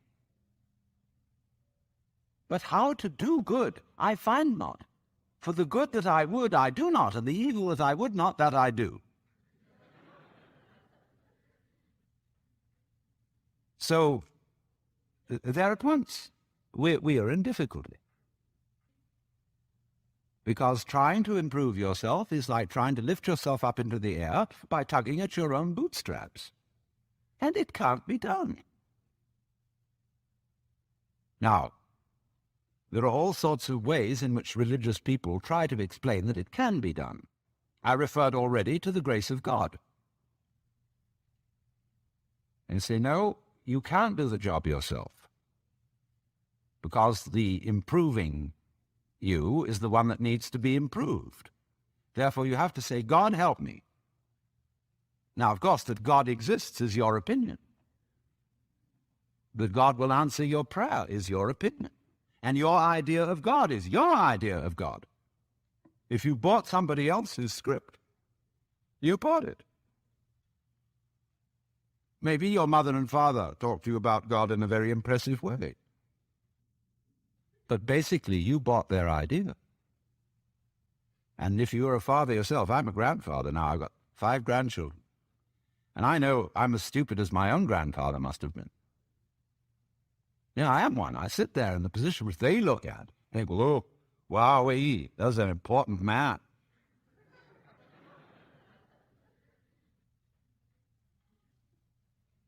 So I hope my children are not believing things on my authority, because it's always their authority. If I look impressive and make big noises at them, they've just been taken in.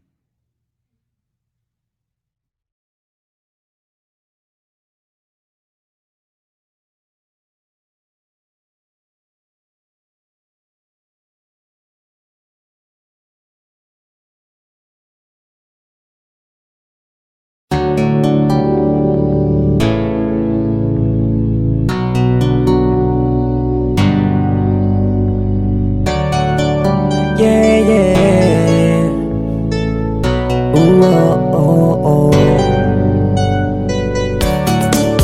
Giữa cuộc đời em chỉ cần có anh, cái nhìn đầu đã đượm màu thắm thiết bởi chút duyên ân từ trong sâu thẳm. Hay anh giống điều gần gũi trong em, phút nhẹ lòng anh vui vui tự hỏi, nhưng thấy cần chỉ giải thích rạch ròi, vì khi tim anh mãi đã có em và anh cũng nhận lòng anh rồi đó. Yeah yeah, em đã tặng anh bài thơ hay nhất.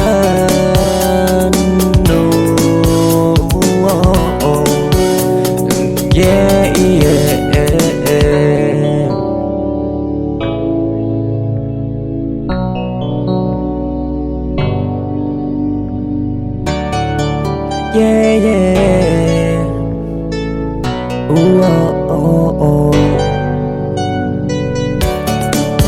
Giữa cuộc đời em chỉ cần có anh, cái nhìn đầu đã đượm màu thắm thiết bởi chút duyên ân từ trong sâu thẳm. Hay anh giống điều gần gũi trong em, phút nhẹ lòng anh vui vui tự hỏi, nhưng thấy cần chỉ giải thích rạch ròi, vì khi tim anh mãi đã có em và anh cũng nhận lòng anh rồi đó.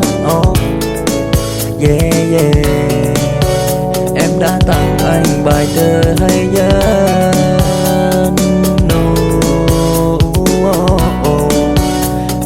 Yeah yeah.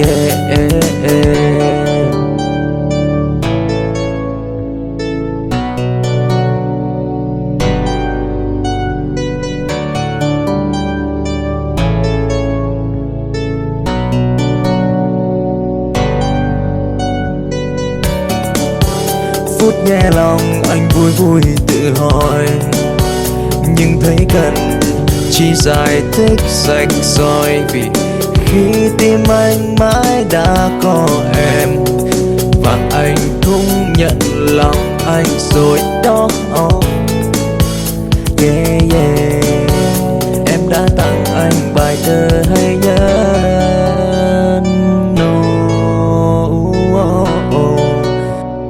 Yeah yeah. Yeah yeah.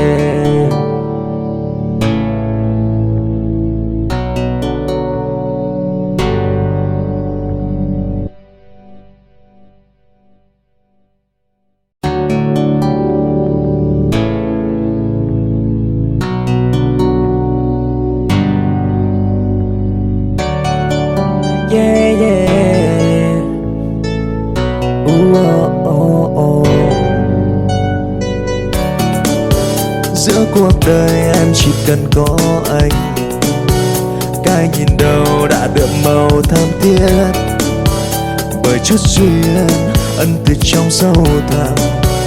Hay anh giống điều gần gũi trong em, phút nhẹ lòng anh vui vui tự hỏi, nhưng thấy cần chỉ giải thích rạch ròi, vì khi tim anh mãi đã có em và anh cũng nhận lòng anh rồi đó. Yeah yeah, em đã tặng anh bài thơ hay nhất.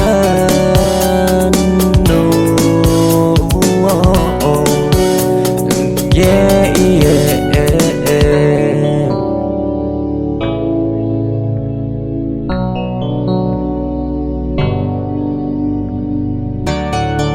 Yeah yeah.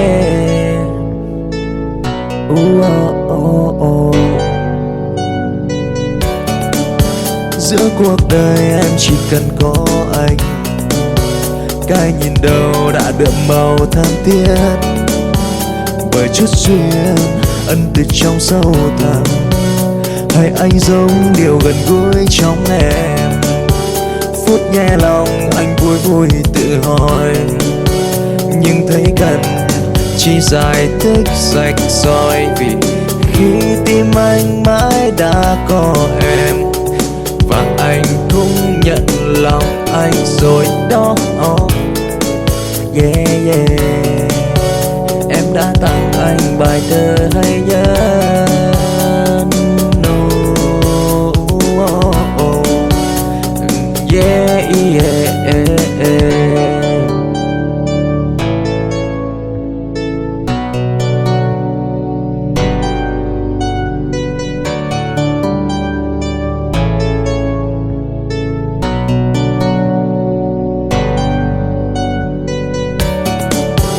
Phút nghe lòng anh vui vui tự hỏi, nhưng thấy cần chỉ giải thích rạch ròi. Vì khi tim anh mãi đã có em, và anh cũng nhận lòng anh rồi đó.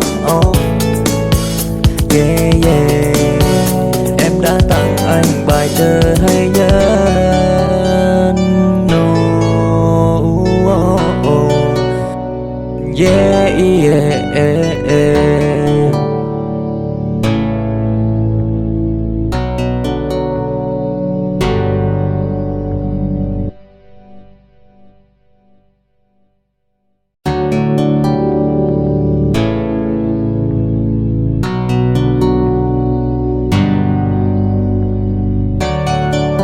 Yeah yeah.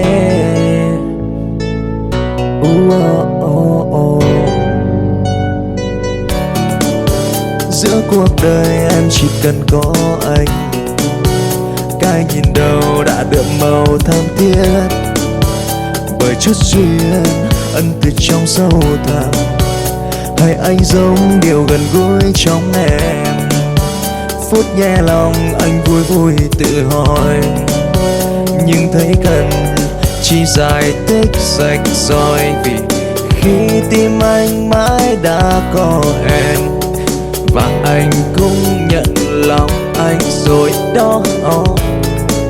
Yeah yeah, em đã tặng anh bài thơ hay nhất. No,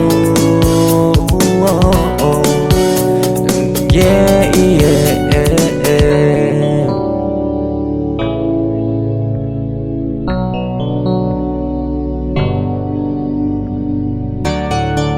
Yeah yeah.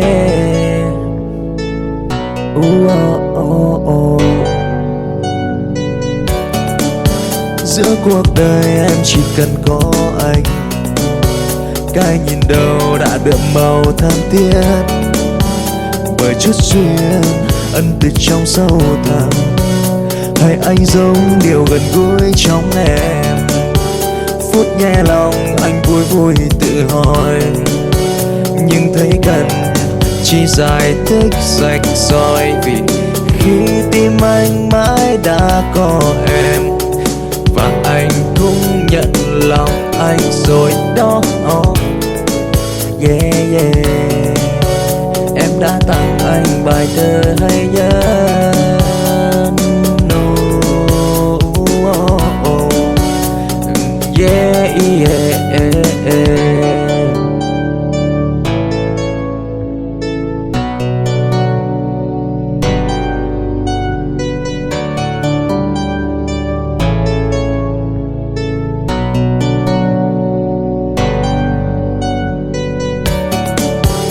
Phút nghe lòng anh vui vui tự hỏi, nhưng thấy cần chỉ giải thích rạch ròi. Vì khi tim anh mãi đã có em, và anh cũng nhận lòng anh rồi đó. Yeah yeah, em đã tặng anh bài thơ hay nhất. No, yeah yeah.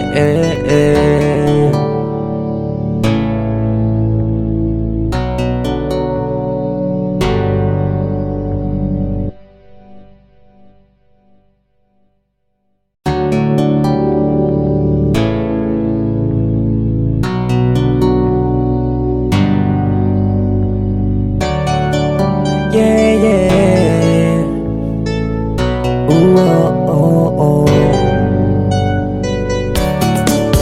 Giữa cuộc đời em chỉ cần có anh, cái nhìn đầu đã đượm màu thắm thiết.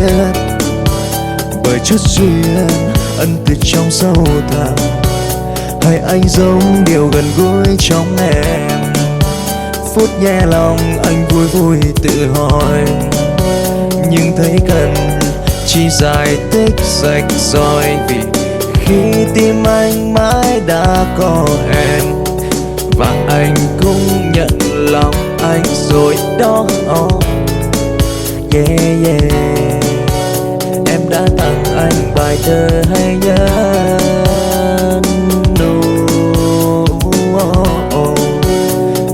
Yeah yeah yeah yeah.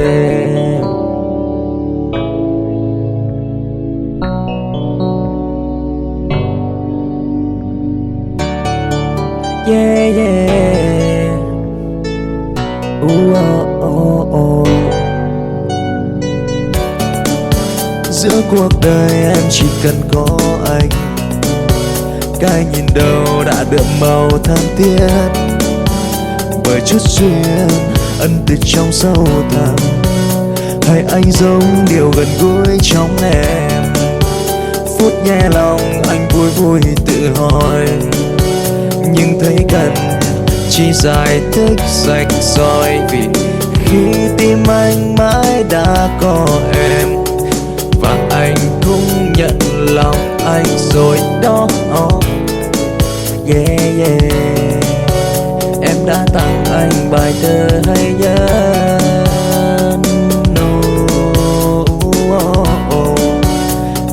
Yeah yeah.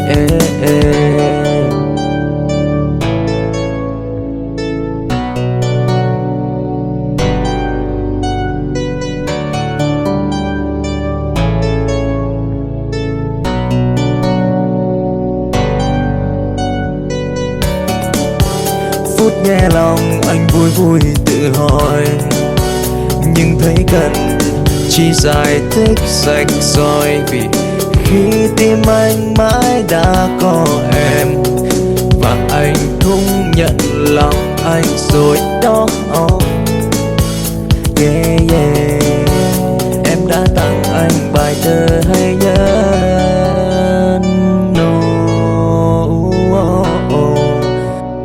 Yeah yeah. Yeah yeah.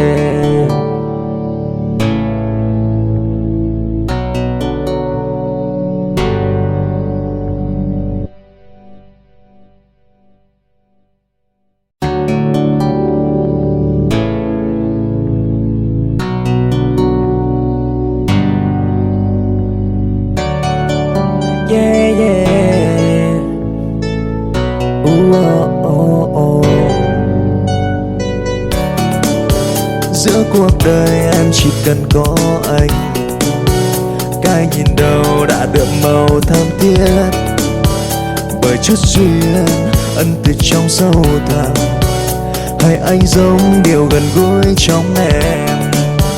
Phút nghe lòng anh vui vui tự hỏi, nhưng thấy cần chỉ giải thích rạch ròi, vì khi tim anh mãi đã có em, và anh cũng nhận lòng anh rồi đó.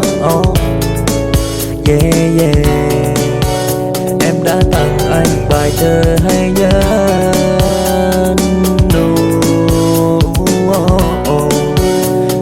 Yeah yeah.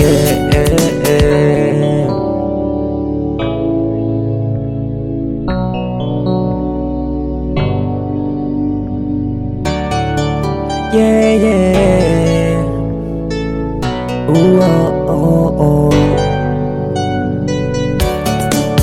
Giữa cuộc đời em chỉ cần có anh, cái nhìn đầu đã đượm màu thắm thiết, bởi chút duyên ân từ trong sâu thẳm, hay anh giống điều gần gũi trong em.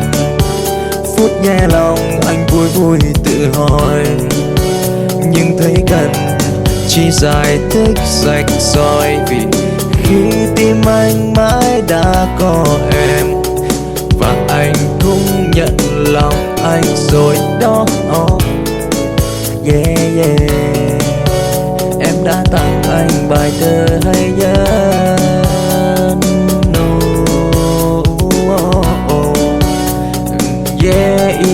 Phút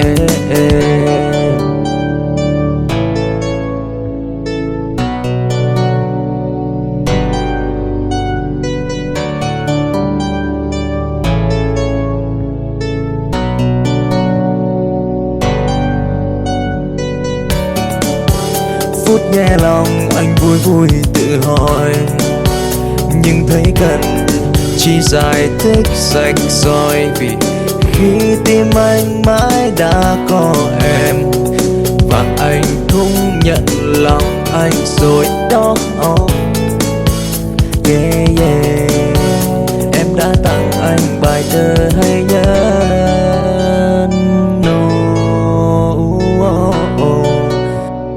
Yeah, yeah, yeah, yeah.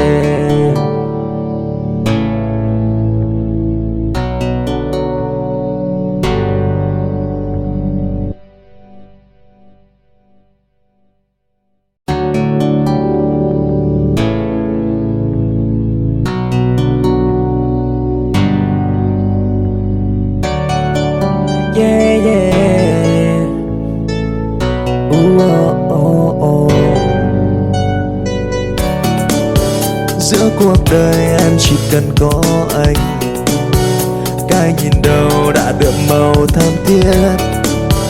Bởi chút duyên ân từ trong sâu thẳm, hay anh giống điều gần gũi trong em. Phút nghe lòng anh vui vui tự hỏi, nhưng thấy cần chỉ giải thích rạch ròi. Vì khi tim anh mãi đã có em, và anh cũng nhận lòng anh rồi đó. Yeah, yeah. Em đã tặng anh bài thơ hay nhớ.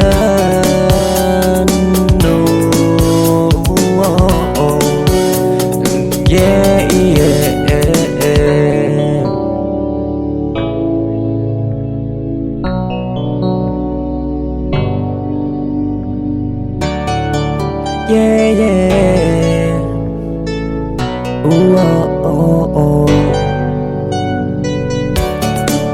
Giữa cuộc đời em chỉ cần có anh, cái nhìn đầu đã đượm màu thơm thiết.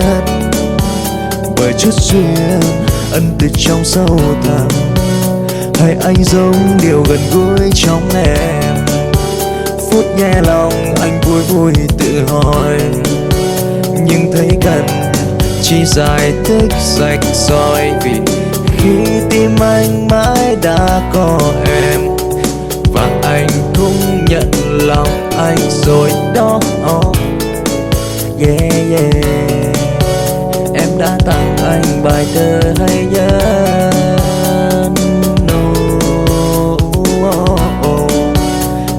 Yeah, yeah.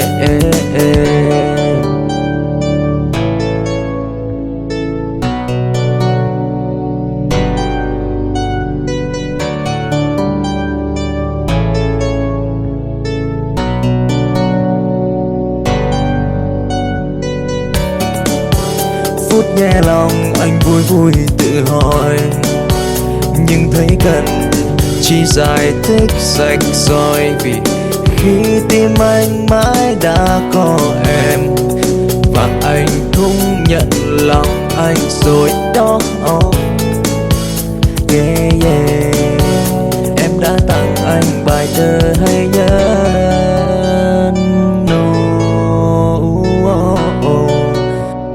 Yeah, yeah.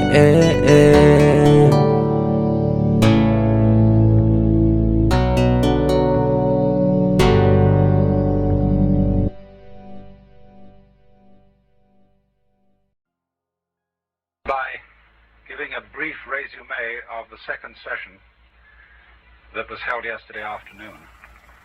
As you remember, I had started out in the very beginning of the seminar to give you an outline of the Hindu mythology of the nature of the universe.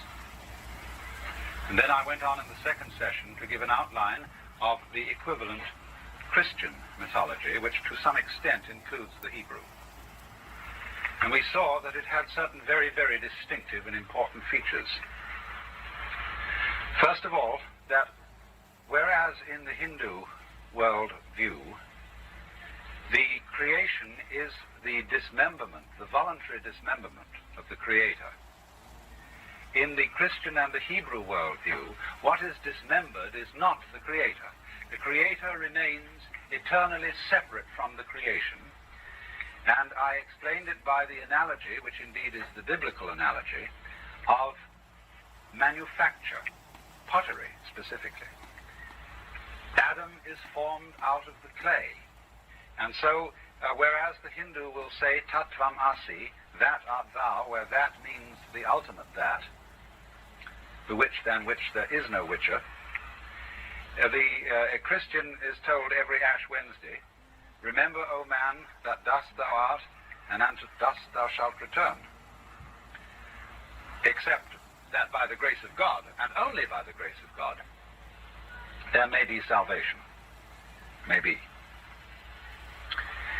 So the tremendously important feature upon which the whole of the Christian worldview is based is, you could call it really 3 points, and they are all to do with distinctions.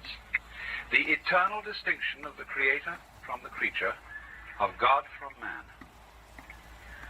The eternal distinction of good and evil. These do not resolve themselves into an opposite. The devil is malice, but his malice is overruled. It is not a case of Persian dualism, as between Ormuzd, the principle of light, and Ahriman, the principle of darkness. The malice of the devil is always under the control of the divine. It is allowed because freedom is allowed. But if freedom gets out of hand, in the end it is overruled, and the devil is consigned everlastingly to the torments of hell with all his angels and the human beings he has managed to pervert. Except that by the grace of God, and only by the grace of God, there may be salvation. May be. So the tremendously important feature upon which the whole of the Christian worldview is based is, you could call it really 3 points, and they are all to do with distinctions. The eternal distinction of the Creator from the creature. So that distinction between good and evil is a very important, firm feature of Christianity. It's a completely serious distinction. That is to say, the God is not acting his part, and the devil is not acting his part. They really mean it. And the third principle is an equally eternal distinction between persons. Just as you and I are not God, so by the same measure you and I are not each other. We are all distinct, and we are all important in the eyes of God, on the principle that just as a sparrow doesn't fall to the ground without the Father in heaven being aware of it, that means that every sparrow is important. So, to a much greater measure, every human being is important, immeasurably important, in the eyes of the Godhead. And so, this constitutes, as it were, the basic distinction, the basic feature of all the theistic religions, of Judaism in the first place, of Christianity in the second, and Islam in the third. Then I went on to explain, and in a sort of outline, the fact that Christianity consists, above all things, of a story. The story of the fall of the angels, followed by the fall of man, a perversion of the substance of the universe, that is to say, a perversion of the very clay from which all things are made, so that it has, as it were, a flaw or fault in it. I tried to show what the fall really consists in so far as man is concerned, which is pride. The original sin is not, as some people suppose, sexual intercourse. It is pride.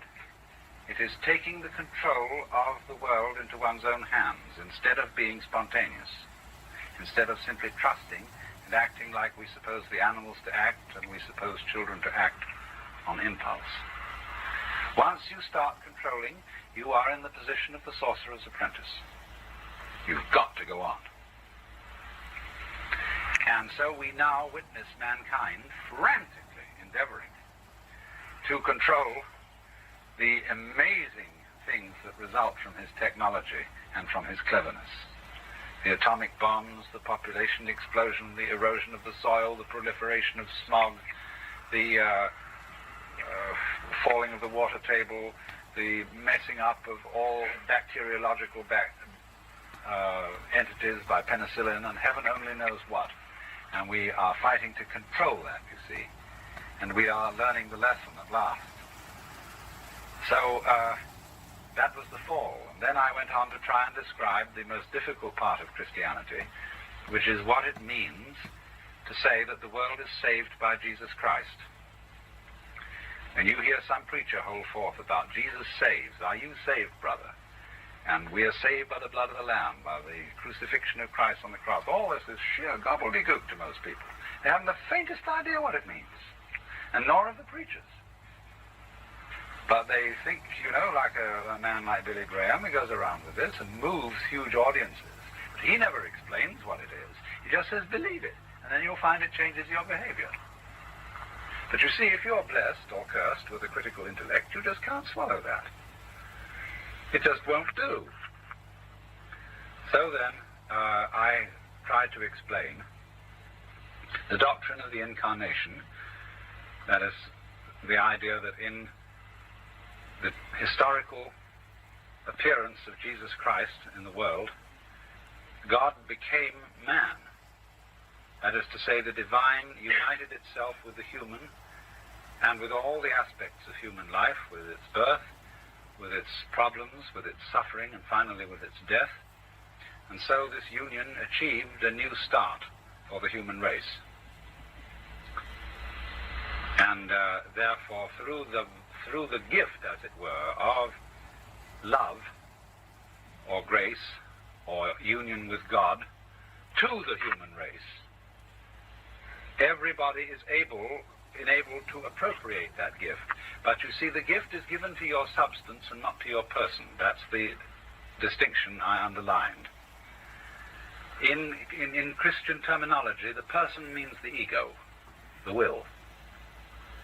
And the substance is, as it were, the stuff out of which you're made, as pots are made of clay. All right, so the substance has now been rendered flawless. But it's up to you to appropriate that flawlessness by a voluntary act. And here's the nub. The nub is how, under the former problem for the Jew, under the dispensation of the law and the prophets, was how am I to acquire a pure heart? How am I to obey the law in pureness of heart? To have, to use Jeremiah's phrase, the law written in my inward parts. How am I to do that? And everybody who knows himself through and through finds out that he can't do that. He can't be spontaneous on purpose. And so, in Christianity, the same problem arises again in a far more crucial form. It says, you can obey the law. You can be a saint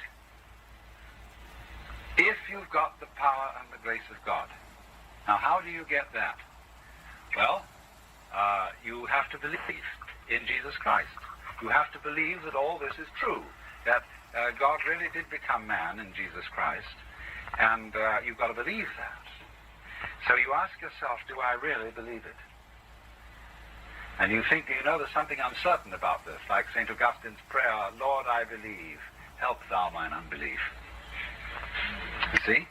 And so there's always this little worm at the center of things, where you know and become conscious of a certain element of irreducible rascality in you that lies at the very core of the will. And the question is, how do you will to abandon your will? You see? That's the problem. You must try not to try. You must freely give up your freedom. So in the words of the prayer, God, in knowledge of whom standeth our eternal life, whose service is perfect freedom. in the original Latin, whom to know is to live, whom to serve is to reign. R-E-I-G-N. So there is the puzzle of Christianity. Furthermore, we must remember that it's a terribly serious religion. There never was. Whereas the Hinduism views the whole world as the play, the sport, the leela of the divine. In the West, the world is serious. It is a tragic view. If it's a dramatic view at all, it's a tragic drama. Whereas the Eastern view is it's a comedy. Although it's curious, isn't it, that Dante could write the Divine Comedy? Because somewhere, you see, you can't get round it. That if the notation of life, if the meaning of life is fundamentally tragic, God's a washout. So there is the idea, really, in a kind of esoteric strain of the Christian tradition. Dante brings it out, you see. When he heard the Song of the Angels, he said this sounded like the laughter of the universe. And all those angels in heaven get around the throne of God, and they sing Alleluia, Alleluia, Alleluia forever. And everybody, every child who goes to church thinks, oh, what a drag. You mean we've got to go up there and, like a church service forever, sing Alleluia around the throne? But you see, the preachers don't get it across, because they don't swing. They don't realize that this word Alleluia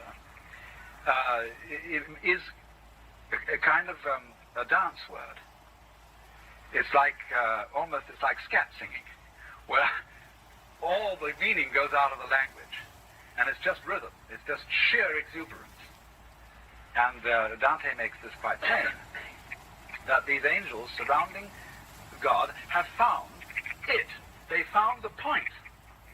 And there's no need for anything else, and the point has no point beyond being the point. It doesn't serve any end beyond itself. It's it. You're there. You've arrived, and they just go out of their minds.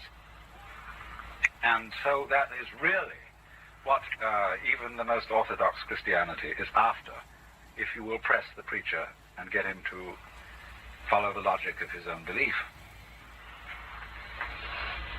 Now, when we put Christianity, as I showed you, inside the context of Hinduism, and this is something that is happening simply by virtue of the spread of communications.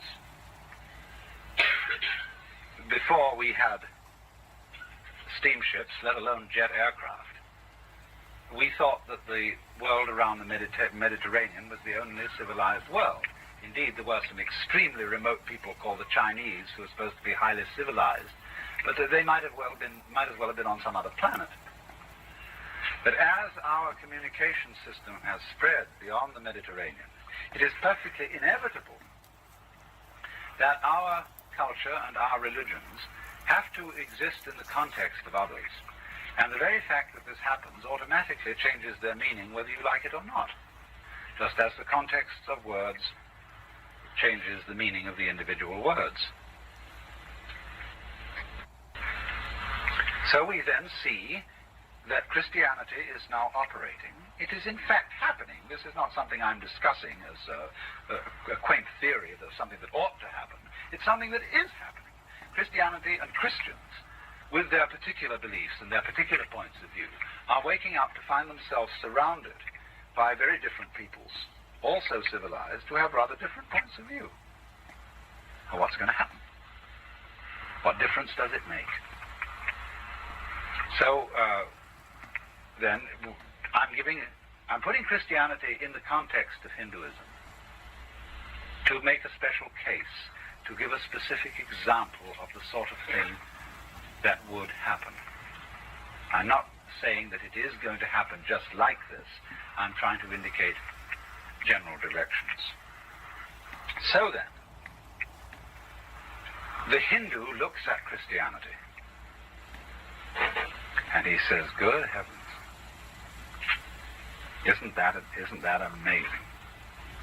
For here, in the many, many forms of being which the Supreme Self, the Brahman, plays at being, here comes the Christian.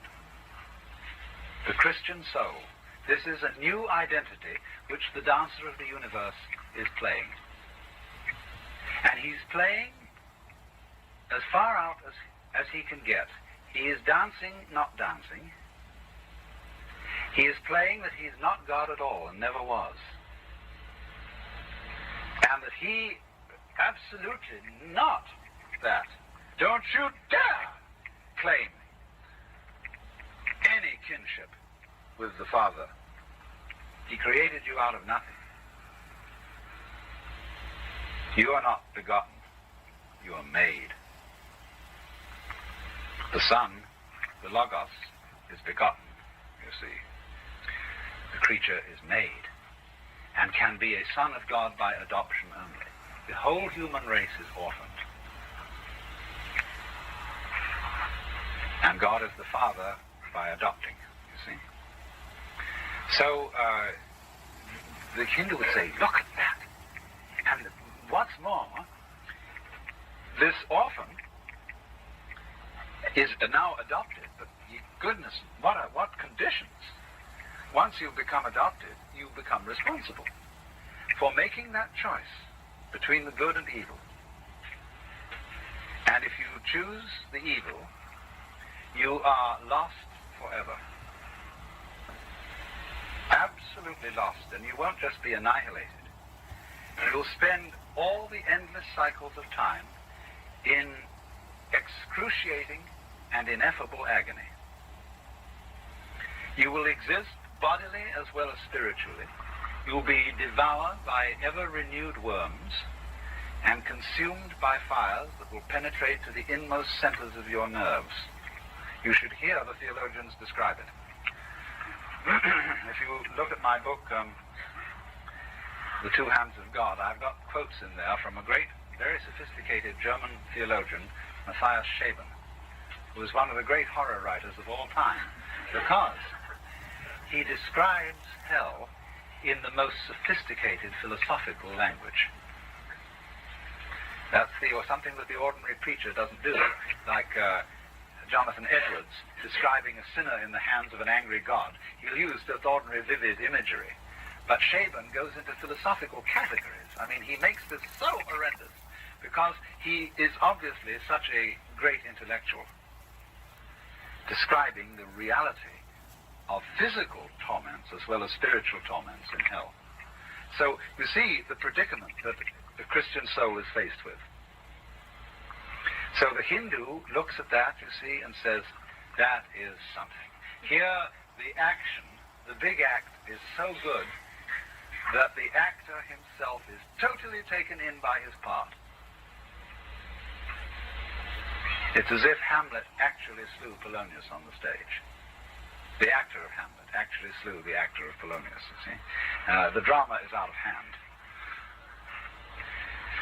But the Hindu knows it will recover because it's all right. Don't worry, you know. It's okay, there's a doctor in the house. And but from his point of view, you see, he sees this as a very remarkable religion. But now once we've looked at it that way, we've let the cat out of the bag, haven't we? Once you look at it that way, you can never go back to being an ordinary Christian. You know, you've seen that there is a twinkle in the Father's eye.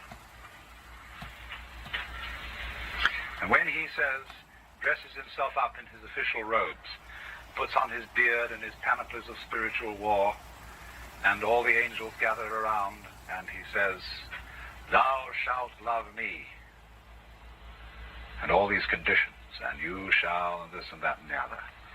You look him in the eye. Of course, the angels are supposed to veil their faces. Of course they don't look God in the eye, because that would give the show away. But there's a hymn which ends up with the aspiration, prostrate before thy throne to lie, and gaze on thee. You think what an interesting rubber neck you have to do that. So, anyway, the thing is, you see, if you look in the eye of God, you notice there's a twinkle in it. Because if he is a God as a true father is always like this. The father says to the child, look now, you've got to stay in that playpen. Because the child is getting big enough to get out, and then you don't know if you're going to get into the gas stove and the electric light system or something. And eventually the child climbs out of the playpen. He's been told, you must stay in it. But the father is a little bit angry, but at the same time he's pleased because it means the child is growing up. Well, so in the same way, there must be a twinkle in the father's eye, just as I explained to you, there is always a twinkle in the guru's eye. Because the guru knows who you are, even if you claim that you don't. The guru knows you are the supreme Brahman in disguise, or Shiva, or whatever aspect you want to assume.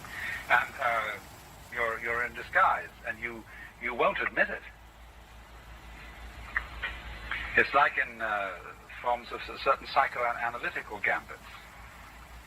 One of the basic gambits of psychoanalysis is that all behavior which the patient describes as involuntary is interpreted to him by the analyst as voluntary. Involuntary behavior is, say, dreams. And the analyst raises the question, what do you mean by those dreams?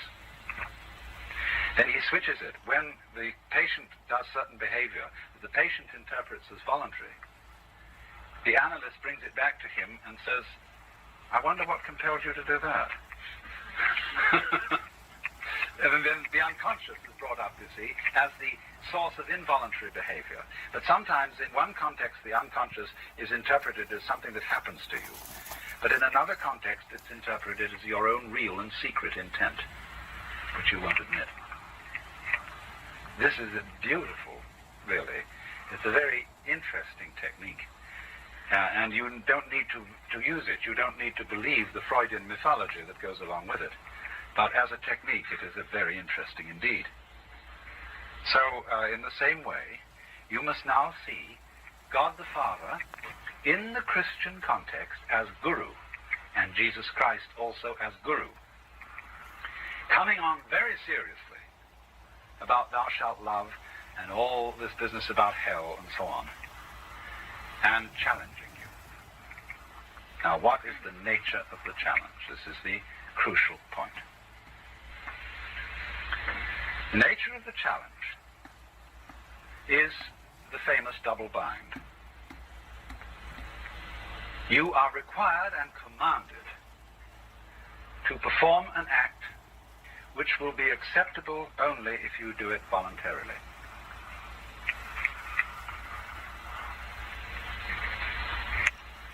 And every stratagem is used to bring this home. And this essential stratagem is the crucifixion. When I was a boy in England, we used to attend the Good Friday services naturally, and at the door, the clergyman would hand each of us a colored picture of Christ on the cross, a very sad, dejected Christ, and written underneath in Gothic script, the verse, "This have I done for thee, what doest thou for me?" And it wasn't simply, they weren't so naive as that they felt that that would make you put a little bit more in the collection. It poses a very vivid problem, you see, because they put it this way to you. You really crucified Christ.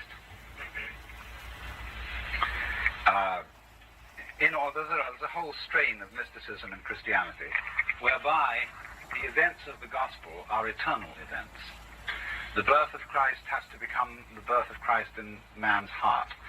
The crucifixion is something that you did. Were you there when they crucified my Lord? If the crucifixion was a merely historical event, the answer is simply no.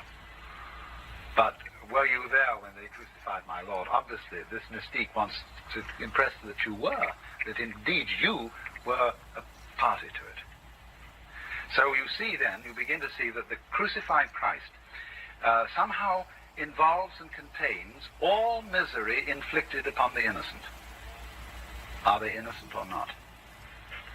What are you going to do about it? The more you realize this, the more you realize that you cannot escape responsibility for all the horrors that are going on in the world. After all, You don't live except by eating dead creatures. Even if you're a vegetarian. The soft, luscious vegetables, the lettuce suffers in its own particular way when you crunch it. And so the grapes, when you squeeze them to make your wine, and the wheat grains, when you grind them up to make your bread, they suffer. You bet they suffer. Certainly the pigs and the cows and the sheep do when we slay them for our entree.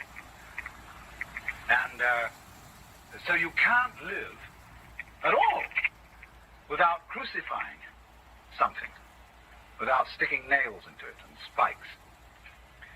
And go on to that, what about other people? We are all living by mutual exploitation. Those of us who belong to the middle class in the United States, which is fairly prosperous, are managing collectively, more or less, to exploit each other only minimally. But we are living off heaven only knows what kinds of depressed Indians, Mexicans, Africans, Negroes in this country, and so on and so on, you see? It's exploitation through and through. You cannot get, say, to the top in business without pushing somebody else down. And so you begin to realize this, and you start feeling awfully guilty. And so this is the meaning, this is the idea of the man hanging on the cross. What are you going to do about that? That's the question. And you think, well, oh dear, what can I do about it? Maybe I'd just better abandon everything and become a medical missionary like Albert Schweitzer. Do something heroic. Go down to the South and be crucified by the people in Mississippi because they're helping the Negroes. Well, all right, what about the medical missionary thing? Will you be able to go down and give medicines to those people that don't come from drug firms, which use some pretty questionable practices? Of course, you'll have to stop paying at least that part of your income tax that goes to the armaments race. But then what about sales tax? That indirectly gets there too, doesn't it? Where do you stop? See, then you suddenly, the more you think about these things, you realize you're completely involved. And there is no way out. You are a bastard. You did it. You know that poem of Kenneth Rexroth about the death of Dylan Thomas? You did it. You in your grey flannel suit, etc. So, this is what one comes to see. Now, before we explore that critical point further, let's look at various other considerations. First of all, a lot of people, when they get there, think, oh dear. Well, there is one way I know I can be spiritually secure. To be sure that I hurt. So long as I really enjoy myself, I'm frightfully guilty and obviously sinful. But if I hurt, it isn't quite so bad. At least I'm doing something in the direction of making payment for this frightful affront which my life consists in. Oh, I thank the good Lord for my boils, for my mental and bodily pains, for without them my faith all congeals, and I'm doomed to hell's ne'er-ending pains. You find this in many, many forms. In Christian piety and devotional literature, it's not only the Calvinistic attitude, not only the Puritan attitude, but it's also the Catholic attitude, which is expressed in, let's say, the cult of suffering in Spanish and Mexican Christianity. The idea of the flagellantes, the penitentes, the wearing of a hair shirt, of the frightful rules of convents and the practices to make things uncomfortable. Always make yourself a little bit uncomfortable. You see, that's a very, very important principle of piety. But you see how phony that can be. Because in always congratulate yourself a little bit that you make yourself uncomfortable, you have missed the point. You think you can do something to pay the price. Whereas the hymn says, there was no other good enough to pay the price of sin. He only could unlock the gate of heaven and let us in. Let's look at another aspect of it. Another great feature of Christianity, traditional Christianity, is the Mass. The central act of Christian worship, which somehow begins in the Last Supper. A very curious rite, almost cannibalistic. Salvation through eating the body and drinking the blood of Christ. I wonder if it's occurred to you that blood, the drinking of blood, from a Jewish point of view, is outrageous. Because one of the fundamental rules of Jewish ritual law is that blood is prohibited. When an animal is killed in a kosher way, the blood is, in as far as possible, drained out. Because blood is the life. And it belongs only to God. So in a typical sacrifice, the story of the great sacrifice in which the covenant was originally made between the Hebrews and Yahweh, the blood is poured out on the altar for Yahweh, but sprinkled over the people. Not consumed by them, but sprinkled over them, to show that they have now formed a family with the Lord. But you mustn't eat it. That is absolutely taboo. So a situation where suddenly, to Hebrew people, Jesus says, unless you eat the flesh of the Son of Man and drink his blood, you have no life in you. That is almost, in our culture, that would be equivalent to recommending incest. I mean, it would be as shocking as that to them. So then what happens, you see, at this Last Supper? He takes the bread, which is, of course, ground wheat. And the bread is the staff of life. It is, for those cultures, the main ingredient of a meal. Meat and vegetables are a garnishing. Bread is the point, like a tortilla for a Mexican is something you wrap it up, or rice for a Chinese is the staple. But bread for these people. So he says, this is my body. And all of you eat it. And he breaks it and hands it round. Then he takes the cup and says, this is my blood. And you see, even in simile, even in metaphor, this is a terrible thing to say. This is my blood of the new arrangement between God and man, known in Elizabethan English as the New Testament. This is my blood of the new arrangement, which is poured out for you and for many, for the forgiveness of sins. Do this in remembrance of me. Now look at that. This is to say, look, you live by shedding blood. You live by taking life. Please don't feel guilty about it anymore. It's for the remission of sins. Because in all the animals which contribute to your nourishment, it is I who am giving myself to you.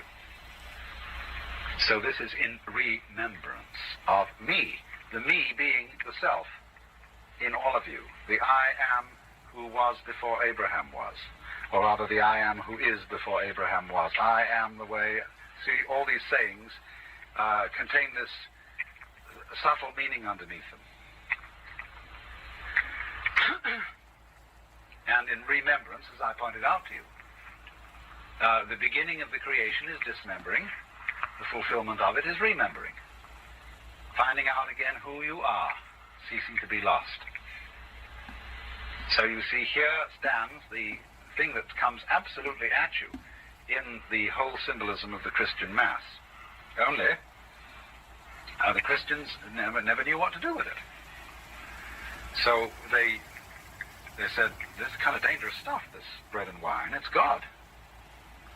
Once it's consecrated, we put it up the end of the church there. Don't get too close to it. And put it on top of steps. And when the people could have the bread all right, but when they saw in Western Europe all those men coming up to receive the chalices with long drooping mustaches, they said, there will be desecration of it. You know, they'll go out and they'll kiss some girl, and they want to wipe their mustaches, and they'll drool it in the soup, and our Lord can't be submitted to that. So the priest, who was clean-shaven, usually, he could have the chalice. The people could have the bread, but there's a perfect panic in Catholic ritual that no crumb of that bread or no tiny droplet of that wine shall get control. They lock what remains of the bread in the tabernacle on the altar, which is a safe. And it's been a safe ever since people started the Black Mass. They went and stole it, and they defiled it, and had a rite for Satan instead. But and they drink every drop of the wine. When the priest finishes the chalice, he takes it in his hands like this, and he puts his fingers together, and his acolyte pours water over, and he rubs so that no fragment of bread shall be left on his fingers. And then he drinks the whole thing. And then it's washed out once again, and he drinks that. See, none of that precious stuff must be defiled. Now, read the latest things that are happening in the Vatican. What they're doing now is, they've altered all that. No longer is the Mass to be celebrated at the far east end of the church. It's to come right down to the center. And everybody is to gather round. And in as far as possible, everybody is to join in. In other words, it's not just something that the priest mumbles in a corner by himself. But the responses that are said, everybody's supposed to join. But you see what's happened? The thing has become radial instead of addressed to a throne. The picture is the deity, in other words, the divine point is moving into the center. Where is that? The kingdom of heaven is within you, you see? Instead of being something out there.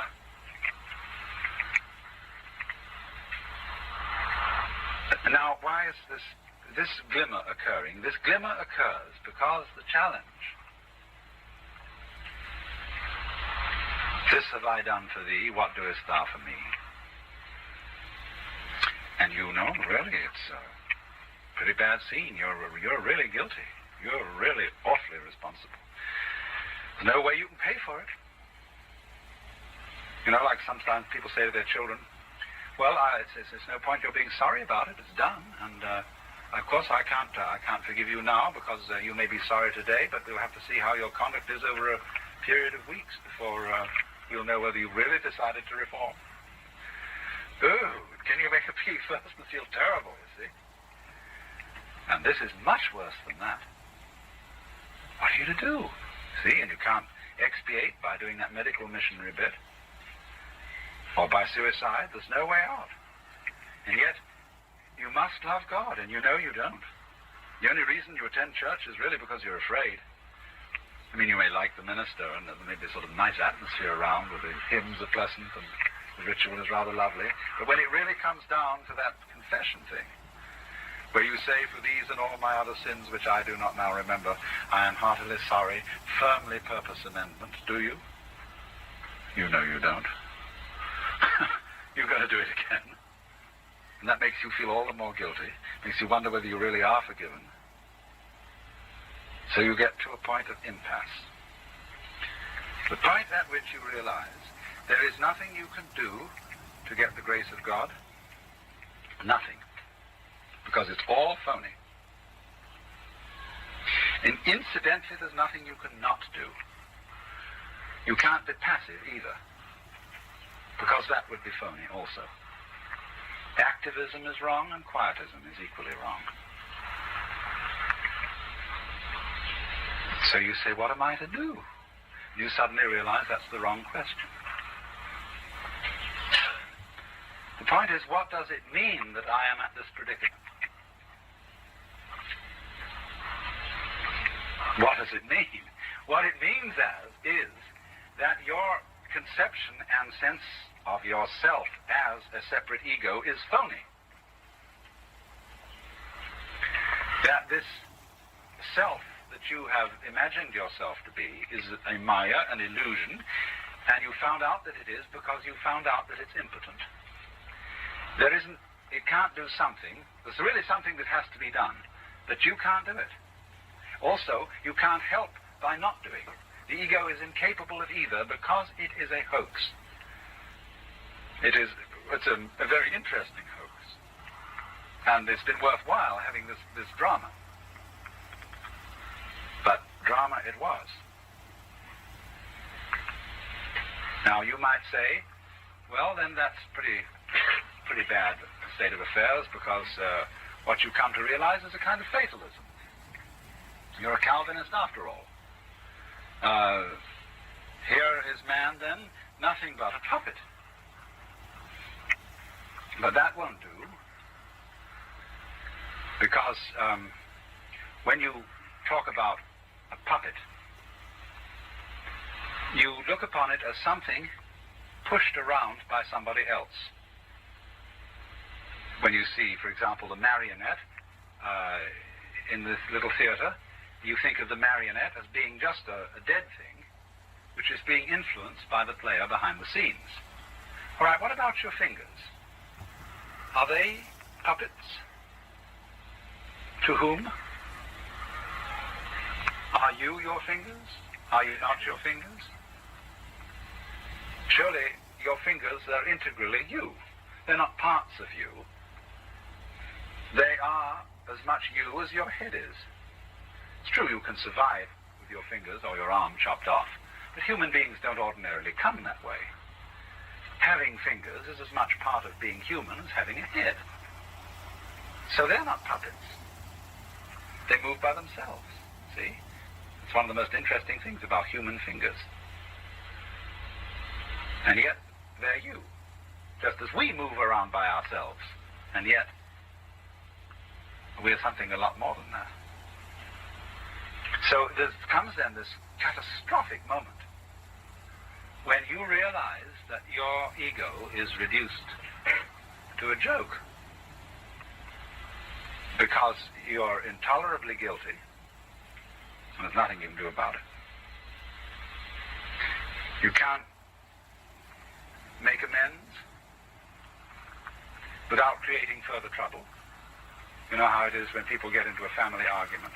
Somebody tries to apologize, and that makes everything much worse than it was before. Well, it's this on a cosmic scale.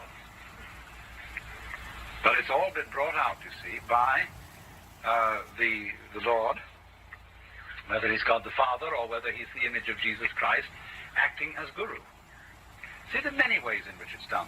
Take the famous Sermon on the Mount, in which Jesus says, be not anxious for your life, what you shall eat, what you shall drink, and what you shall put on. For is not living more than meat, is not the body more than clothes? And then he says, look at the wild birds who do not sow, or they practice no agriculture, they don't gather things into barns, and yet your Father in heaven feeds them. Well, all that, everybody always says, of course, nobody can practice the Sermon on the Mount. No sensible, provident person would dream of following this advice. Then why is it offered? It's saying, you see, you ought to go back to the life of spontaneity, of not making plans for the future, the life of impulse. The implication is, why can't you? Figure that one out. Why can't you be spontaneous? What's stopping you? Why can't you obey this precept? In fact, why can't you obey the precept, thou shalt love? Thou shalt be artificially natural. Thou shalt be purposively unself-conscious. Thou shalt free yourself.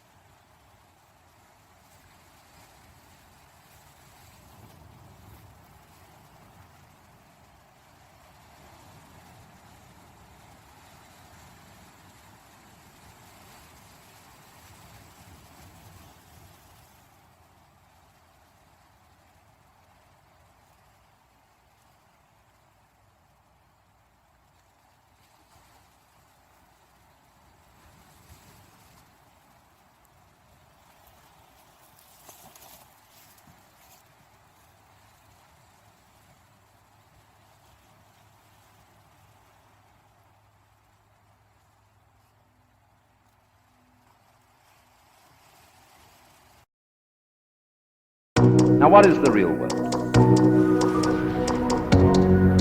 Some people have the theory that the real world is material or physical. Other people have the theory that the real world is spiritual or mental. But I want you to point out that both those theories of the world are concepts. Bao năm qua Before we tôi đi decide tìm bài toán either chứng minh về định lý của tình yêu, pause for a moment of time. giả thiết cho thương nhớ rất nhiều và kết luận tôi yêu người nhiều lắm. Tôi sử dụng cách chứng minh phản chứng giả sử rằng tôi đâu có yêu em, đâu bồi hồi và nhung nhớ từng đêm, đâu bối rối khi nhìn thấy em cười nói, đâu ghen tức và bực mình dữ dội khi thấy đang trò chuyện với người ta, và chẳng băn khoăn như một cậu bé già nghĩ về tương lai nhớ về quá khứ. We don't notice it when it's at the top, not in the ordinary way. It's the peaks that count. Take a buzzsaw. What seems important to us is the tips of the teeth. They seem to do the cutting, not the valleys between the teeth. Bao năm qua tôi đi tìm bài toán chứng minh về định lý của tình yêu, giả thiết cho thương nhớ rất nhiều và kết luận tôi yêu người nhiều lắm. Tôi sử dụng cách chứng minh phản chứng giả sử rằng tôi đâu có yêu em, đâu bồi hồi và nhung nhớ từng đêm, đâu bối rối khi nhìn thấy em cười nói, đâu ghen tức và bực mình dữ dội khi thấy đang trò chuyện với người ta, và chẳng băn khoăn như một cậu bé già nghĩ về tương lai nhớ về quá khứ.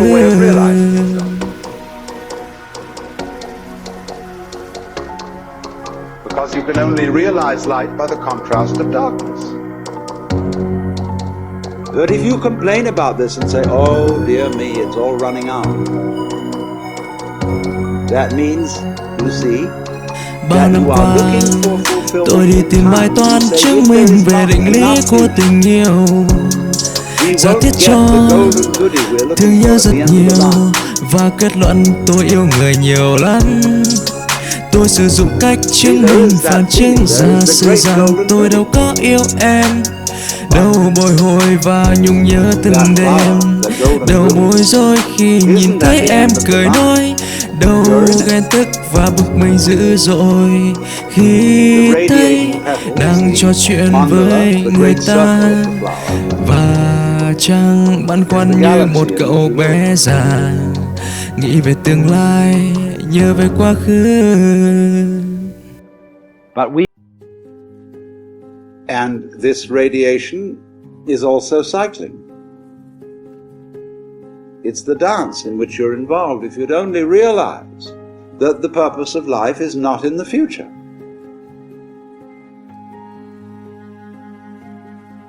And if you think it is, you'll go on and on and on looking for it there and never find it. Because the future in its own way fades out in the same way as the past fades out. You get older and older and older, and if you don't come crash, you just peter out. It wasn't there. And you may feel vaguely cheated about the whole thing. You were given the come on, that there was something coming. There was that thing at the end of the line, the golden goody. But you've been sitting in the middle of the golden goody all the time.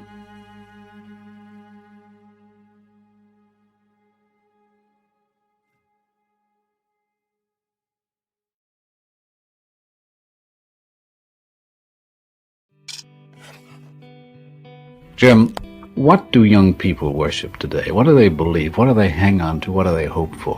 I can't speak for young people, but probably a guess would be the same things they've always celebrated, just kind of a joy of existence, self-discovery,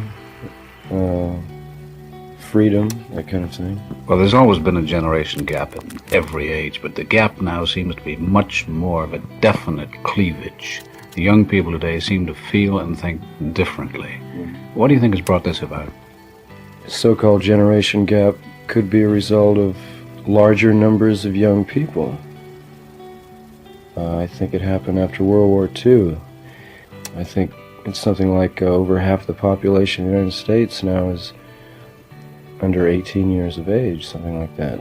Politically and philosophically, the young people now seem to feel very definite ideas about the establishment, old systems of governing people, and moral attitudes. Yeah.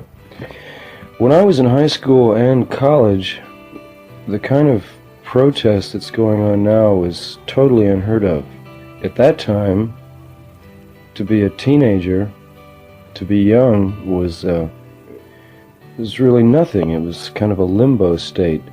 And I think it's amazing, just in the last 5 years, what's happened is young people have become increasingly aware of the power and the influence that they have as a group.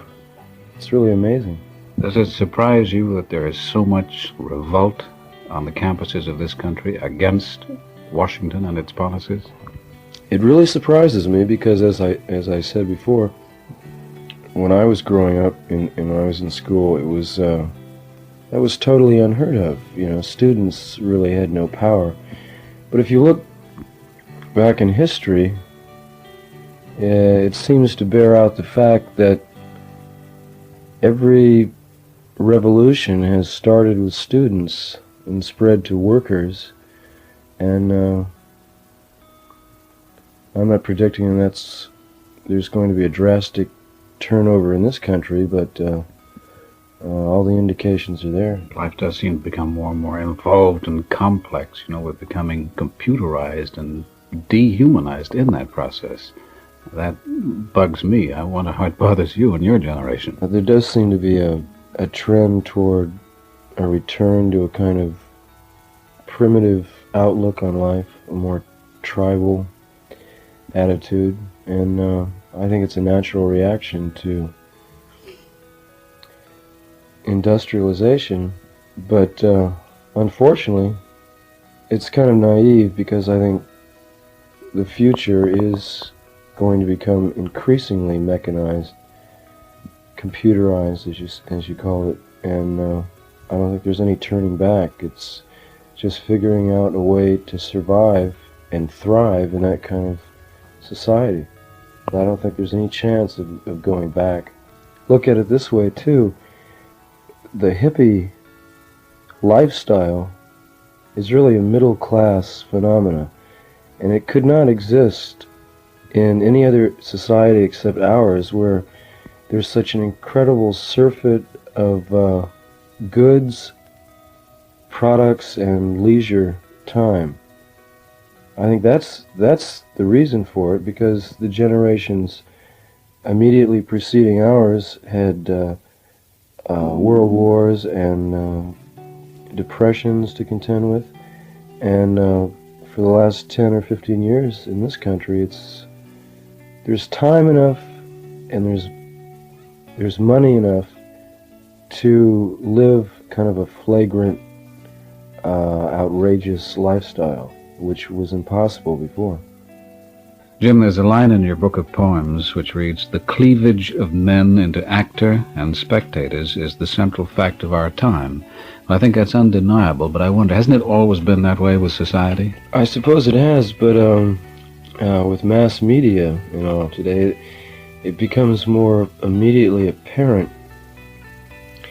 I think what I was concerned with in that book was the fact that most people feel completely void and helpless in controlling their own destinies, or controlling the destiny of human life.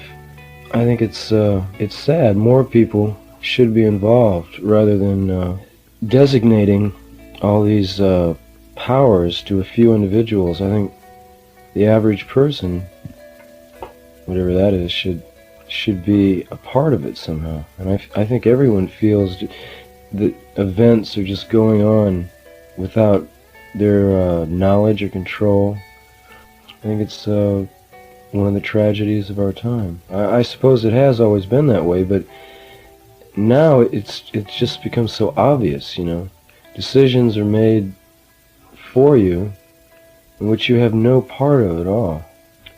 I just lament the fact that so many people are content with living a very quiet, well-mannered, orderly life when so many obvious injustices, I guess, are going on, and they seem to ignore it somehow, or not care at all. Just let it happen without ever becoming involved. I think that's sad. Jim, relevant to your theory that people should get more involved in life and thus enjoy it more, you have written a line of poetry which reads, "The spectator is a dying animal." Now, isn't that a bit of a contradiction to what you've said previously? No, it's concerned with that same split between the actor and the audience. To me, there's something incredibly sad about a bunch of human beings sitting down watching something take place. And just when you think about it, I love movies as much as anyone else, but the spectacle of millions and millions of people sitting in movie theaters and in front of television sets every night watching a second or third-hand reproduction of reality going on when the real world is right there in their living room, or right outside in the street or down the block somewhere. I think it's a tool to somnambulize or hypnotize people into a kind of waking sleep. But I think the major influence in the next decade or so is going to be the people who are able to assemble masses, huge masses of people into one spot, as we've witnessed in pop festivals in the last 2 or 3 years. I think will be the major influences on mass culture in the next decade. I think the rock music enthusiasts have created probably some of the most exciting music and theatrical events on the planet. I think they're fantastic. Well, part of generation gap is the difference in what people like in terms of music.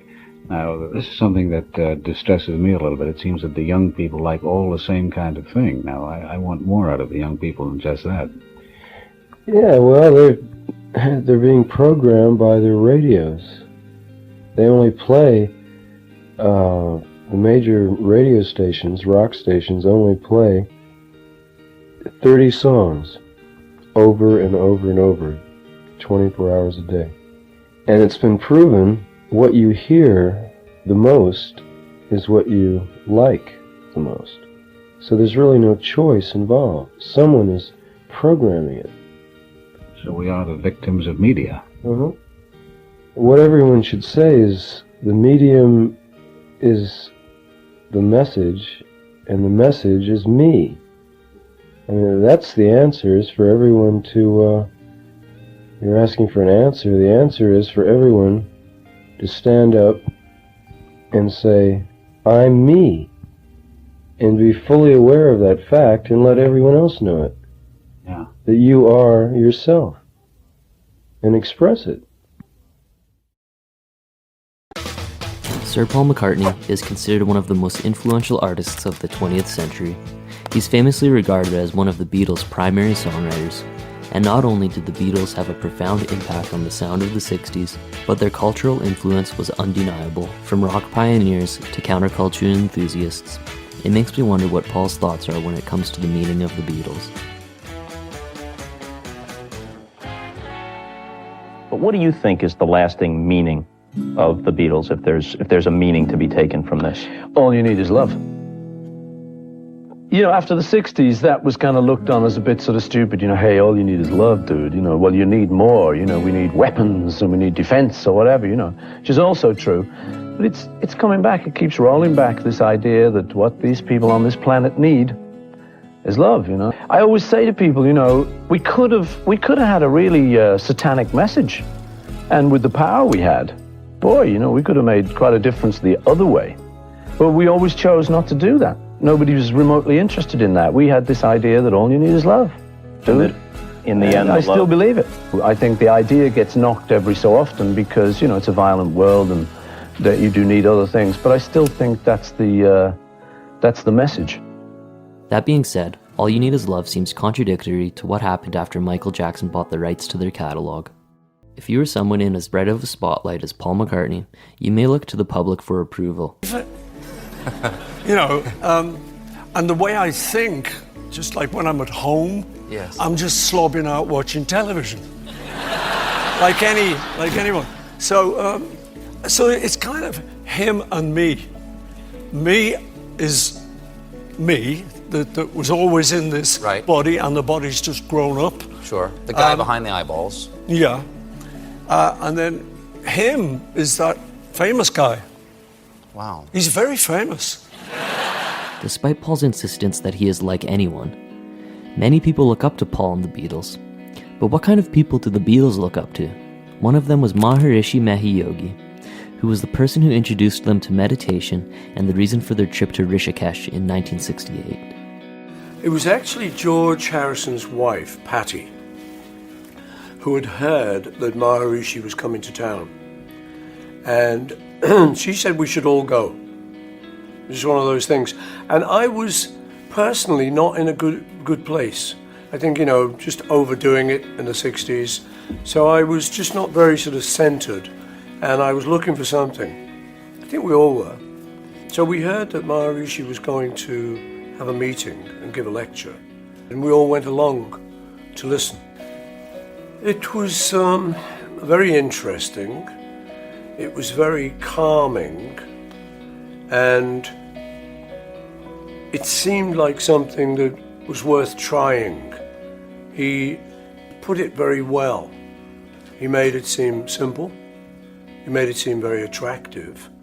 And so I think we were all just sold. So what happened then, we went to Bangor in Wales, and we attended a little seminar there.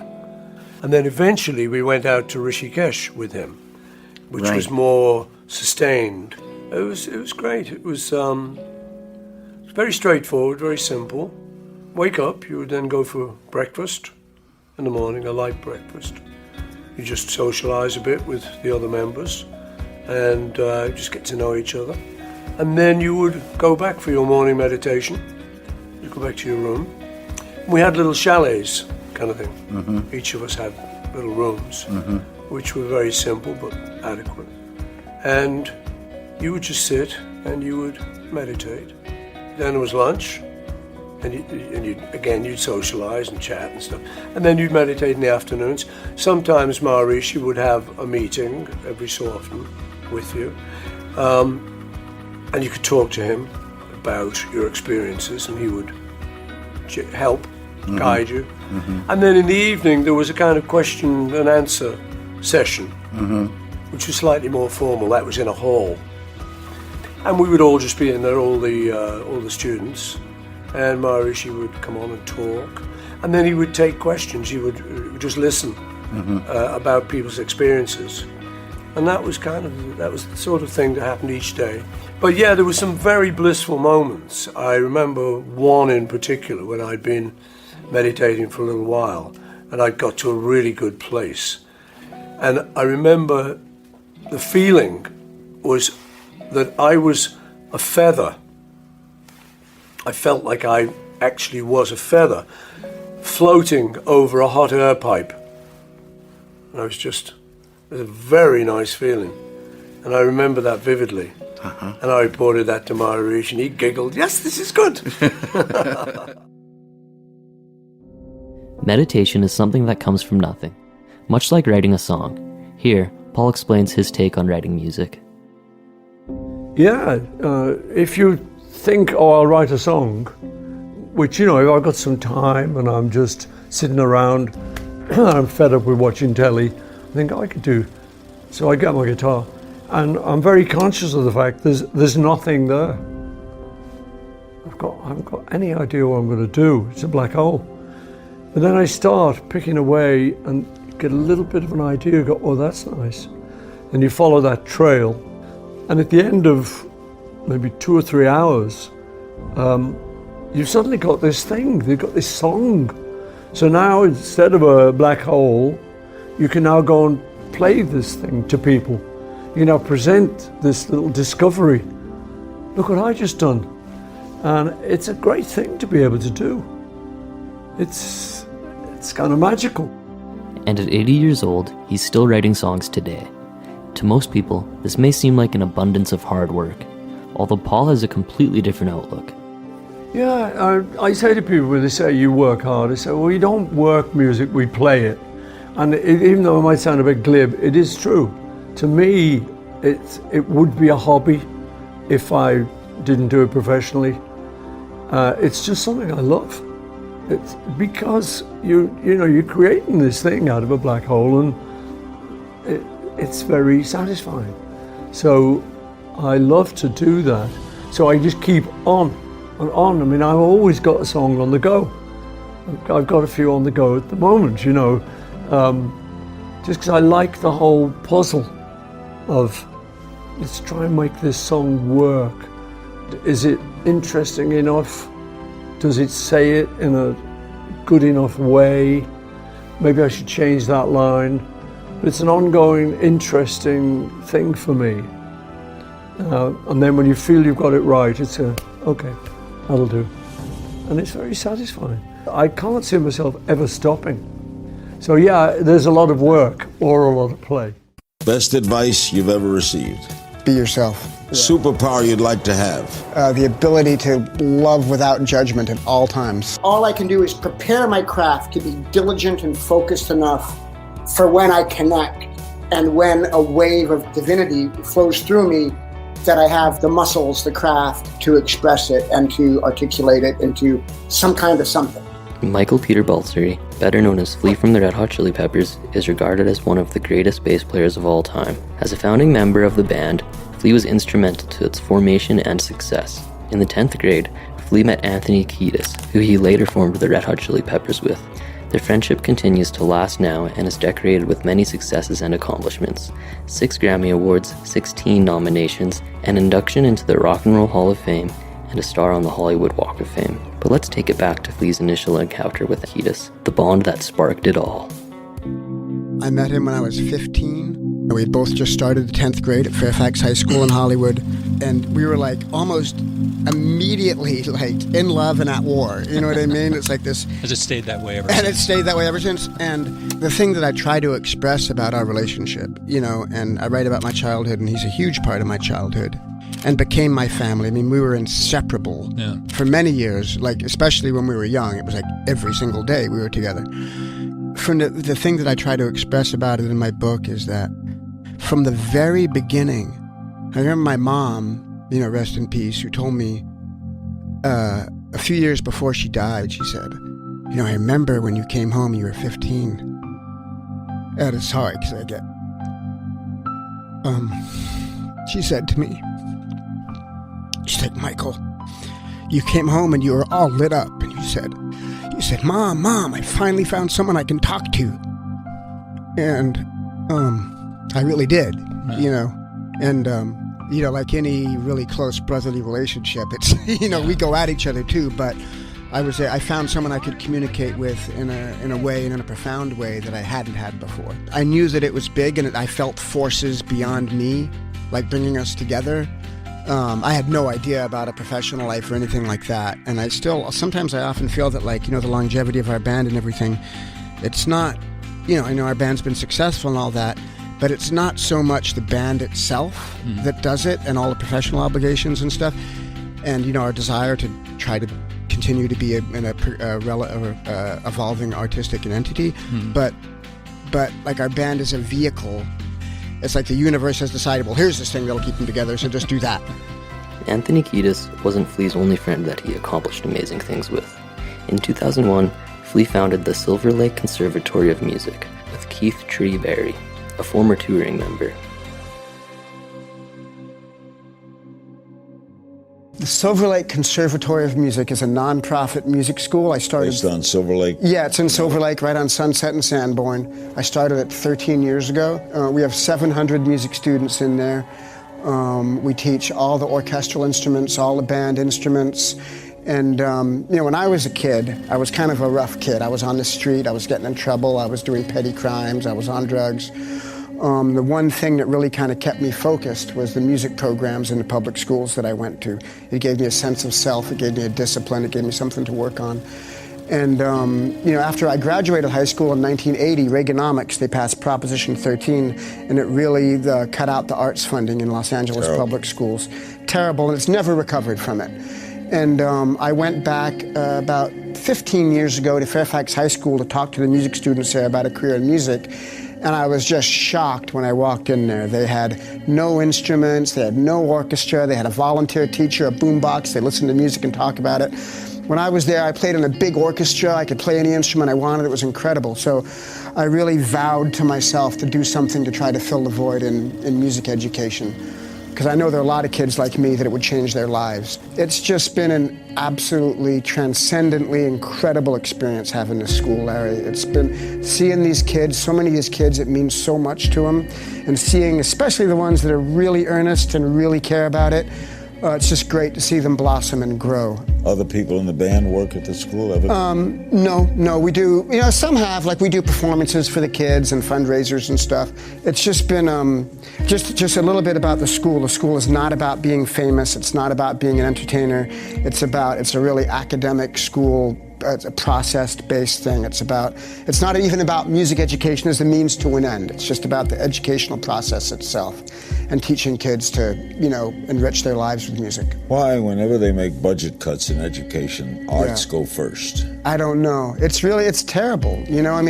For us, we think about it as, the 3 A's instead of the 3 R's, and arts, academics, and athletics all being of equal importance, and they should all be given equal attention in school. And he's continued to hold arts and athletics near and dear to his heart.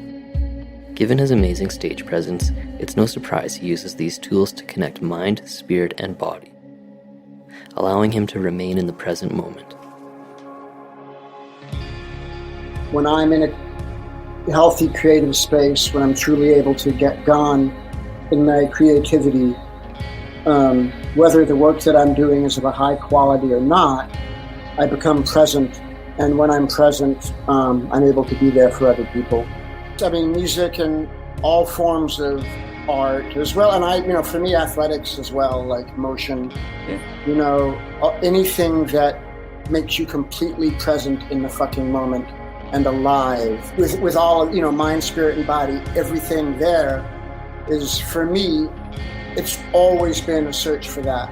That's why even when I had no idea what it was, even doing drugs, that was the bliss that I was searching for, was to be present. And it wasn't until I got older and stopped doing drugs and, went through traumas that made me confront my childhood trauma that let me know that that's what I was searching for.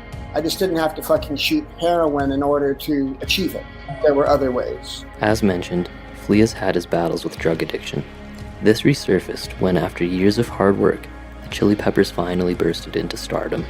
The stark change of lifestyle took an intense toll on Flea's mental health. It took a well-respected friend's words of wisdom to get him through the hardest times of his life. I was about 30 years old in 1991, 92, 29 years old, just turning 30. And I became incredibly ill. And also, my band had just become this, we had gone from years of, sleeping on people's floors, touring in vans, doing all that. And all of a sudden, everything we wanted came. All the money, all the validation, all the "you're so great." And I became so sick, and it wouldn't go away. And for 2 years, I lost it. My immune system fell apart. Everything that I thought made me great. I could rock out all night, I could take drugs, play basketball all day, be the funniest guy, be the drunk guy, be the high guy, be the this guy, and I had nothing. And everything that I thought was me was gone, and it was completely traumatic. And it was like the universe forcing me to sit still and to deal with myself. Everything fell apart. I stopped. I canceled everything. I went home. And I was like in tears all the time. I was depressed. I was miserable. And I was like that for about over a year. I started like going to doctors and trying this and meditating and, you know what I mean? Like, help, Mr. Wizard, you know? And I knew I can't do drugs anymore. I can't. I stopped everything. But it wasn't until... And there's someone, like a woman I really respected, told me, she was like, how you doing? I said, I'm just fucking miserable. I'm so sad every day. And she said, well, Flea, until you get on your knees and be grateful for exactly where you are, it's not going to change. And that's what I did. Devastatingly humbling, you know. But it literally, it's like at that moment, everything shifted in my life. It was a watershed moment. Since then, he's exploded back into the music scene, creating numerous musical masterpieces. From Give It Away to Under the Bridge, there's something we can all enjoy. Flea is so talented and well-practiced that his playing often seems effortless. Even so, he speaks of creative frustrations that he still struggles with in the present day. In every creative endeavor I do, in a state of fear, in a state of not being good enough, in a state of yearning and reaching for trying to fulfill the feeling of what I want, of what I want to connect with. You know, I mean, I have my moments. I have my moments when I'm gone, like when I'm playing live and I'm absolutely gone. And I know that where was that hour? Well, I was just a channel, you know.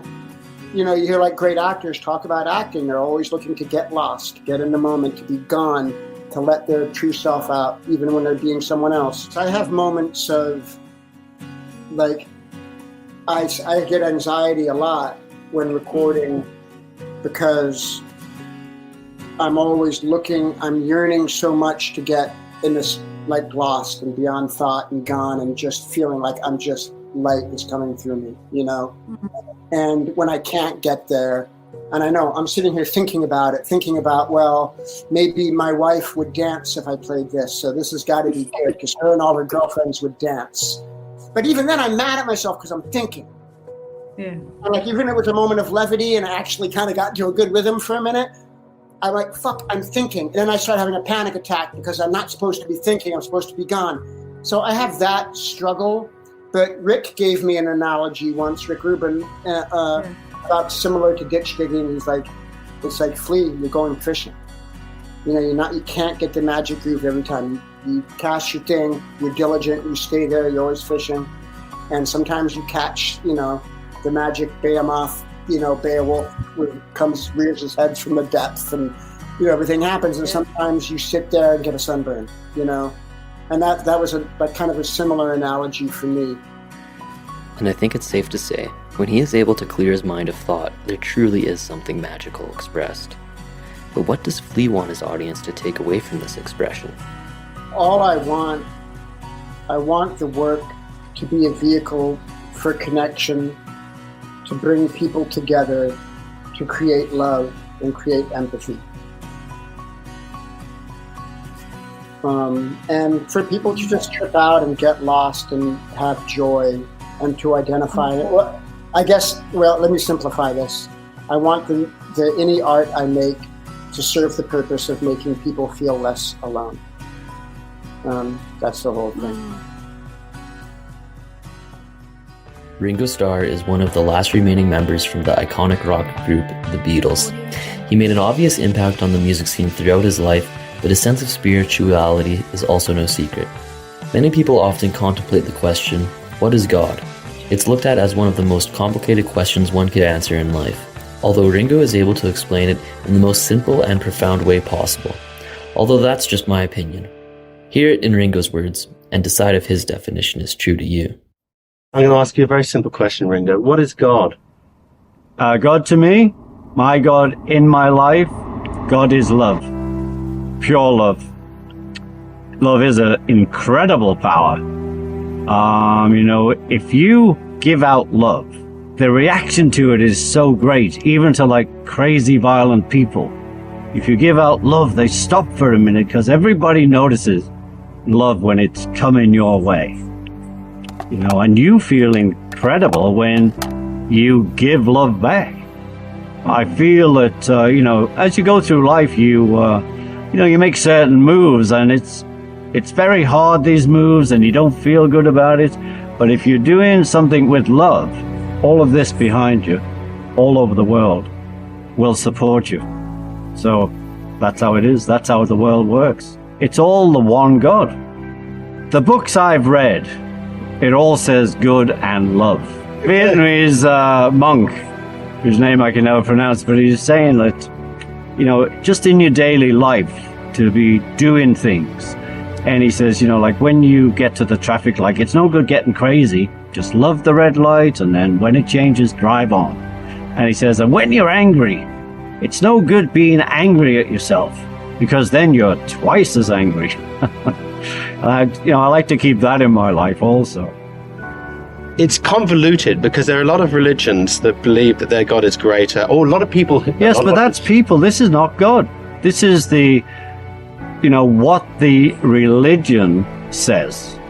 And the people who, are in that religion. I am not religious. I'm trying my best on a daily basis to have a spiritual life. I think, everybody wants their religion to be, universe-wide. And they're not. Like all the natives of long ago, most of them we wiped out in the name of religion, let live. The American Indians couldn't understand the concept of buying land. What do you mean you want the land? It's for all of us, And the world is for all of us. We are one. Now, I feel I had spiritual moments as a young kid. And, I feel I had spiritual moments as a teenager, just seconds. There's things I remember of this emotion. And, as you know, we went to India and Maharishi, and we tried that, and we looked at that, and since then, we're just like looking and searching and hoping and crying and laughing. I heard one guy say, Carl Jung, he was so great. He was asked, do you still believe in God? And he said, no. He says, I know. I don't need to believe. I know. He's the only one I ever knew who said, I know. How great is that? People are frightened of the word God. They don't, oh, God. Well, you can't just say God. Well, you can. Someone asked me once, well, what is your concept? And I went to go off into these 60s madness of energy and things like that. And I thought, oh, my God. Oh, my God. I thought, no, God is love. Keep it simple. What do you think happens when you die? Personally, I believe I go somewhere. So you believe that your spirit is separate from your body? I do. Do you believe and the spirit does not cause the madness, and it's not the power-hungry situation that a lot of humans go into. That's the human condition. God is love. Love is love. And the more we put love in our life, that's all I ever want to say. There's more love on the planet. Although many people left the peace and love message in the 60s, Ringo held on to it strong. It's become his motto in life, and he spreads the message of peace and love any chance he gets. Peace and love. Some people who first ran into the peace and love message in the 1960s gave up on it. How did you hold on to the peace and the love, Ringo? It just became natural for greeting, peace and love, brother. It was embedded in the 60s, of course. I didn't invent it. And I love the 60s. What a change went on in everybody's life, thanks to Timothy Leary, of course. But I don't know. It's just that I was on tour. I hadn't been out live for years. And it just became like, hey, peace and love, everybody. And it just sort of went from there. Then we have my birthday, special, 7th of July, and we have a peace and love moment at noon. And so I just use it any way I can because I truly believe in peace and love. In 1968, the Beatles traveled to India to take part in a transcendental meditation course with Maharishi Mahesh Yogi. A quote from Ringo that sticks out to me is, "At the end of the day, I can end up just totally wacky because I've made mountains out of molehills. With meditation, I can keep them as molehills." Over 40 years ago, we ended up in Rishikesh, and that's where we met. Well, it wasn't where we met, it's where we hung out with Maharishi. We'd met him a few months before in Wales. And since then, sometimes a lot and sometimes a little, I have meditated. And, it's a gift he gave me. Was my mantra. That's something I could use and something no one could take away. So it's one of the few things I was ever given that means that much to me. Having someone as accomplished as Ringo, it's strange to think of who his role models would be. Although it seems clear to me that he looks up to Maharishi. It's no surprise that he's a supporter of the David Lynch Foundation and its efforts to fund the teaching of meditation in schools. When I first met him, I was in a room because it was in a university, so we're like in dorm, in a dormitory, we're all living. And it's one of those mind-altering moments of your life, because the man was so full of joy, and happiness, and it just blew me away. On my best day, I never felt like he looked. It was so far out. I just thought, I want some of that. You know what I mean? That was the best thing that could happen. Where were you before that? What were you? Well, I never meditated in my life. But even just your head, No, my head was a bit in those last sort of 67. Mainly 67 was a bit confused. A lot of things were going on. And anyway, he was one of the people who helped me out of that. Just, not that he said, "Here, I'm helping you out." He was helping everybody, but he seriously helped me. Well, the sense of David in his work is brilliant. I mean, he's doing a lot more than I am, and you, and, the foundation. I mean, that's what it's working for. The big one for me, of course, is the bringing meditation into schools. And, and he was telling me that, they know from the heads of schools that the violence has gone down. How far out is that? Particularly when kids are taking guns into school. I know. Well, it's in hard schools it mainly goes in. That is incredible. You have to support him for that.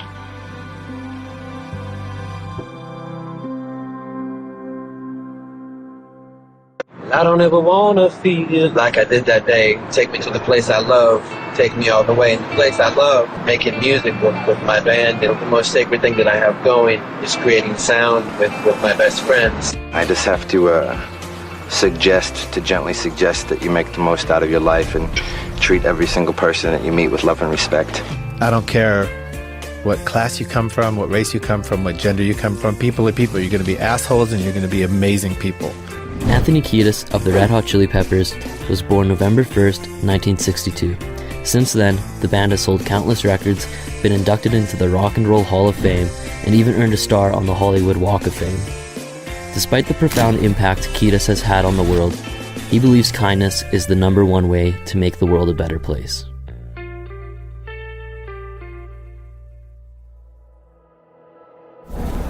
What's one thing that you believe would make the world a better place? Just one thing. My honest answer would be kindness. My sort of self-centered answer would be music. Sometimes I'm shy and bashful and reclusive and I just want to chill. And people want to take pictures or have me talk to their girlfriend on the phone. Or Small price. And she got plucked. So I said to myself, don't be a bitch. Nothing to do with gender or animals, just bitchliness, selfishness, self-obsessed, self-centered, whiny. Weakness. Yeah. And what do I have to complain about? Right. Let's look around the world. Yeah. Syria, Yemen, Ukraine. Right. On and on. Yeah. So every time I go there, which is daily, I wake up and I'm like, where's my thing? And how come these people aren't doing what I want them to do? The voice comes into my head, don't be a bitch. Right. So that's my new live by philosophy. Do you meditate at all? I do meditate at all. Not enough, but I do, and I love it, and it's my go-to. Yeah. And I believe in it. Rick Rubin actually shared the art of meditation with me when I was a kid, younger, early 90s.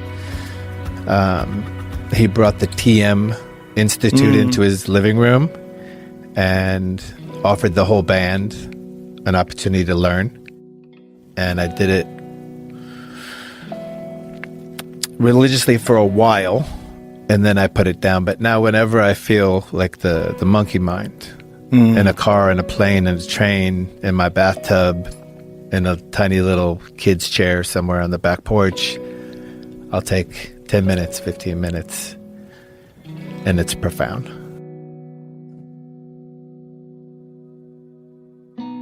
We went to a Native American reservation last Wednesday, to play a show.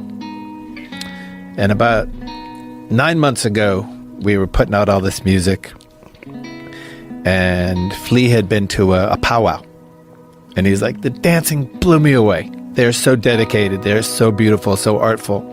It's like, we got to get to a reservation and play music. I was like, great idea. Let's do it. So it finally came to pass last Wednesday, and somehow we chose the Hoopa tribe in Northern California, in Hoopa Valley, California.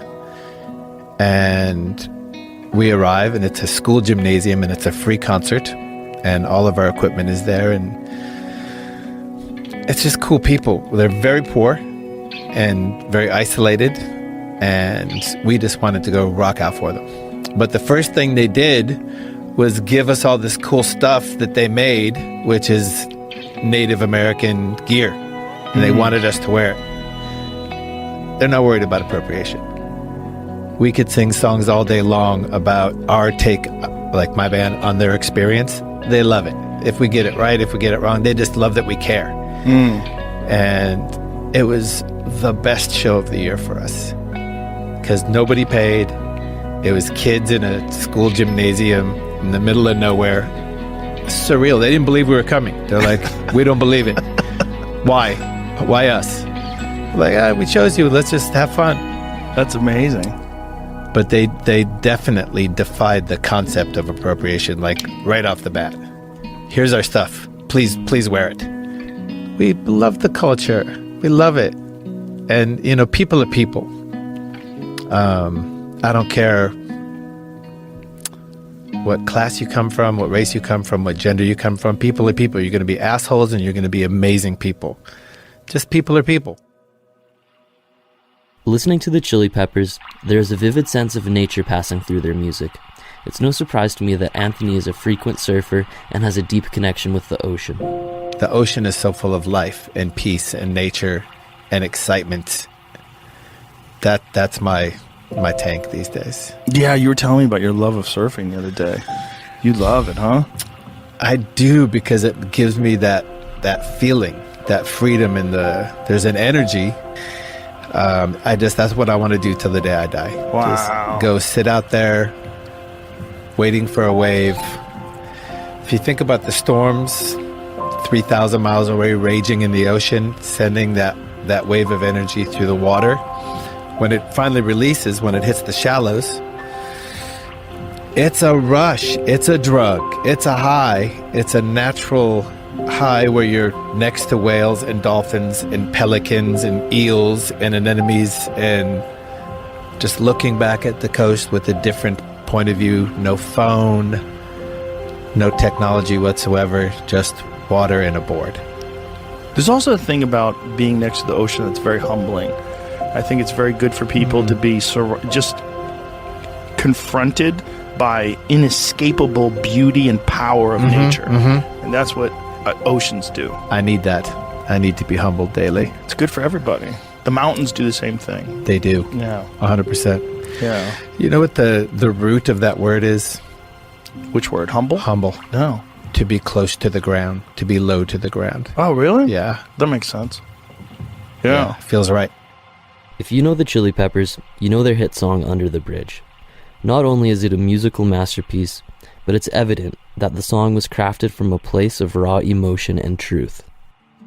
The hardest of the hard, the gangsters of LA. I'll be riding down the Sunset Boulevard, and I'll hear Under the Bridge coming out of a lowrider, and it is the toughest, scariest, most, loked out looking dudes just melting with Under the Bridge. I'm like, okay, that was a day well spent, writing that song. The song on our new record called Under the Bridge, which is a ballad, if you will. And that song came about because during the course of my life, I was what you might call a hardcore junkie for many years. And during that point in my life, it was a very sad time, and everything that was beautiful and precious and sacred to me sort of took a back seat as my need for this chemical dependency just got more and more disgusting and insane. And unfortunately, I've been clean for 3 years now, and my life took some massive changes, and everything that was sacred and beautiful that I had lost has now come back to me more than I could have ever hoped for. But during that time, I reached some ultimately low depths of incomprehensible demoralization, which are very much in my memory. And part of that incomprehensible demoralization is loneliness. And that's something that I think every drug addict can relate to, is there's this incredible deep sense of loneliness, of emptiness that you're trying to fill up with whatever it is you find. And in my case, it was drugs. So sometimes I get these bursts of loneliness that kind of remind me of that point in my life. And one day I was driving back from a rehearsal for this last record that we were writing, and I got one of those bursts of loneliness, and I didn't really feel like there was a single soul in the universe that I could connect with. On a gut level, on a heart level, on a spiritual level, on a level of love. I just felt like I was all by myself. So I started singing to myself on the freeway, on the Hollywood freeway, coming back from rehearsal. And without thinking about anything, an entire song came into my head. And when I got home, I wrote it down. And the crux of the song is based on loneliness. And there's this one little lyrical phrase that comes in at the very end of the song, which says, "Under the bridge downtown is where I drew some blood. Under the bridge downtown, forgot about my love. Under the bridge downtown, I could not get enough. Under the bridge downtown, I gave my life away." And what that was referring to was a point in time about 5 years ago when I had nothing in my life. I had no friends or places to live, or automobiles, or relationships with my family. And all I had was this connection of mine named Mario, who was a Mexican mafia ex-convict, and he and I would stroll the streets of downtown looking for our next score. And on one particular afternoon, it was very hot in the middle of summer, and I'd been up for days, and he and I found what we were looking for, and we went to this bridge that was downtown in the middle of Los Angeles in this ghetto, and it was a freeway bridge. And there was a little passageway that you had to go to get under the bridge, and only certain members of this Mexican gang, which were all ex-convicts, were allowed to go in there. And the reason that they let me in is because this guy Mario said that I was going out with his sister, which was a lie, just so we could go in there and do what it is we wanted to do, which was to use these particular drugs we had just gotten. And that always sticks in my brain as a low point in my life, basically, about as low as I could get. And the chorus of the song is, I don't ever want to feel like I did that day. Take me to the place I love. Take me all the way. The place I love is where I am now. Making music with my band, which is, to me, the most sacred thing that I have going is creating sound with my best friends. People always say I'm the Beatle who changed the most, but really that's what I see life is about. That the planet is in the control of mad people. The soul is in this body for a period of time, and then it leaves the body. It's like, in a way, the body is like a suit. George Harrison is a man who needs no introduction. He passed away November 29th, 2001 at the age of 58. He left behind one of the biggest musical legacies of all time, but also an abundance of philosophical and spiritual knowledge. His intellect on worldviews only grows in relevance as time goes on. You know, I'm unhappy about the world being concreted over and all the forests chopped down and the air polluted, and the fact that the planet is in the control of mad people. You know, people who are crazy, people who are greedy, all these people who are selling the rainforest and, you know, any forests, just selling it because they make some money. Without, you know, I'm very unhappy about that, but I have a long-term view, which is all things must pass. I mean, before it used to be maybe they're going to blow us up with H-bombs, but even that, I thought, it don't really matter. They can't destroy what's within ourselves. Krishna said, there's no time when we didn't exist, and there'll be no time when we cease to exist. The only thing that changes is the body. So even if they blew us up with H-bombs, our soul will stay in our other astral body, and the only thing that won't be here is physical. So, you know, I'm sad about it, the world, but I look at it from within and without. In 1968, George traveled to northern India alongside the Beatles, where they took part in transcendental meditation training with Maharishi Mahesh Yogi. This is a technique George kept with him for many years to come. Although George learned more than just meditation in India, this trip also helped craft his views on religion and spirituality. I happened to get into meditation through music, really, Indian music. And I went to India to learn a bit of Indian music, and inside I always had a desire to know about yogis. And I can't explain that one. It's just something that's been in me from some time in the past. And I wanted to know about that. So I had the opportunity to find out about it in India. And consequently, that led into meditation, because really the only reason to be living is to have complete, full knowledge, full bliss consciousness. Everything else is just mundane and secondary. I wanted to know some method of enlarging my own consciousness, and that's meditation. It's been there millions of years, and knock and the door will be opened. The thing that really got me interested was, after being brought up as a Catholic until I was about 13, I couldn't take it any longer because it was just full of hypocrisy. The teachings of an Indian called Vivekananda, which really impressed me. He said, if there's a God, we must see him. If there's a soul, we must perceive it. Otherwise, it's better not to believe. It's better to be an outspoken atheist than a hypocrite. And this, for me, going to India and hearing somebody saying, you know, no, you can't believe anything until you have direct perception of it. And I thought, wow, you know, fantastic. At last, you know, find somebody who makes some sense. And so I wanted to go deeper and deeper into that. The whole basis of religion is to have the experience, have that perception. So there's these methods for God perception, self-realization, which is yoga and meditation and the process you have to get from a spiritual master, somebody who's an authority on this sort of thing. And the technique we did with Maharishi Mahesh Yogi was a form of silent meditation, which, you know, you can transcend. The purpose is to transcend from this relative state of consciousness to an absolute state of consciousness.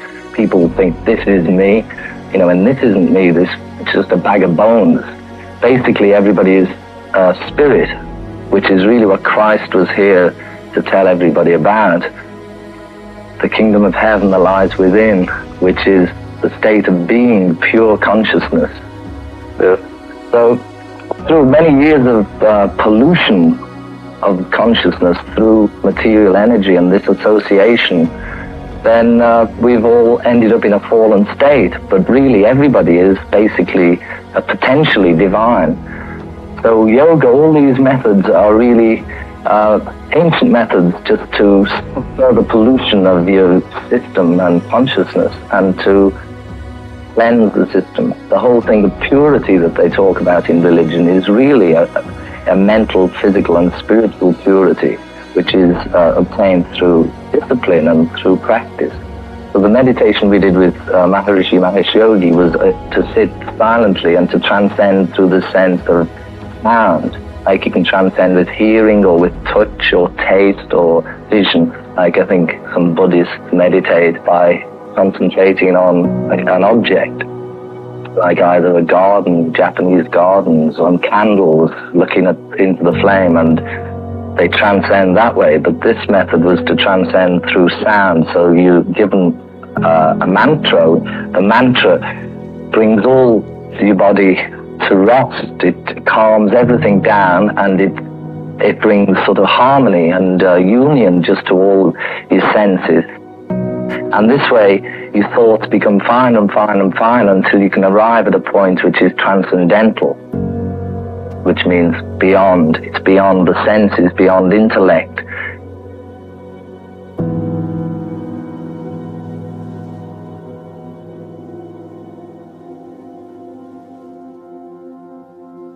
People always say, I'm the beetle who changed the most, but really that's what I see life is about.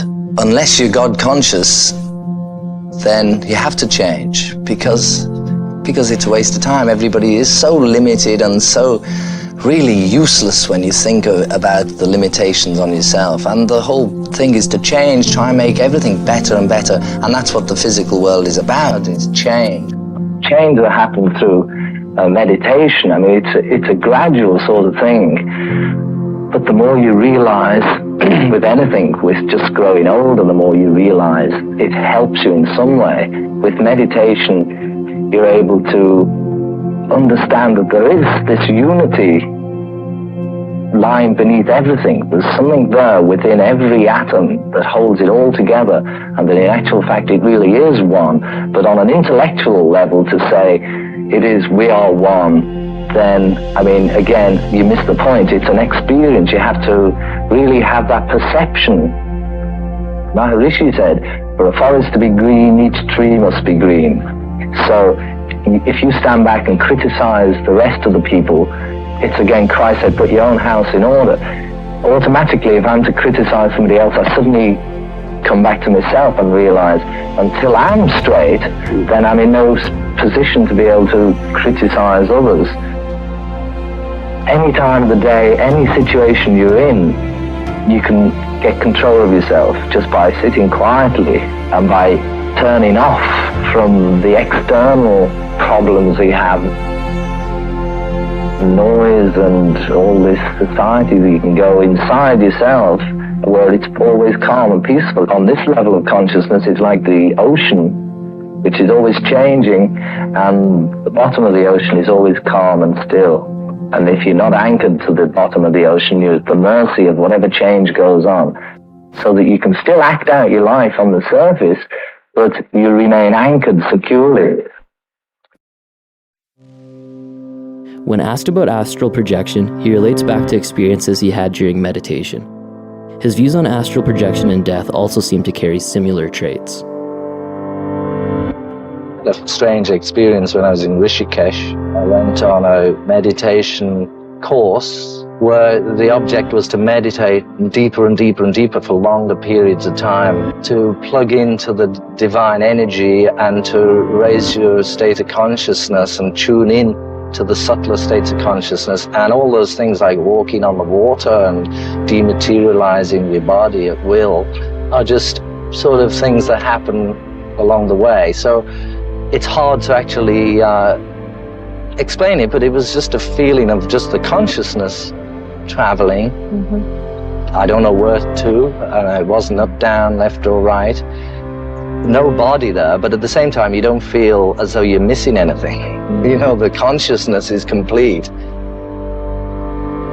How I see it is that the soul is in this body for a period of time, and then it leaves the body. It's like, in a way, the body is like a suit that you put on. Do you have any idea where it goes? Christ said in the Bible about the 3 cages for the bird of paradise, which is the soul being the bird of paradise, and the 3 cages being the 3 bodies that house the soul. And there's they call it the causal body, and then around that's the astral body, and then there's the gross physical body.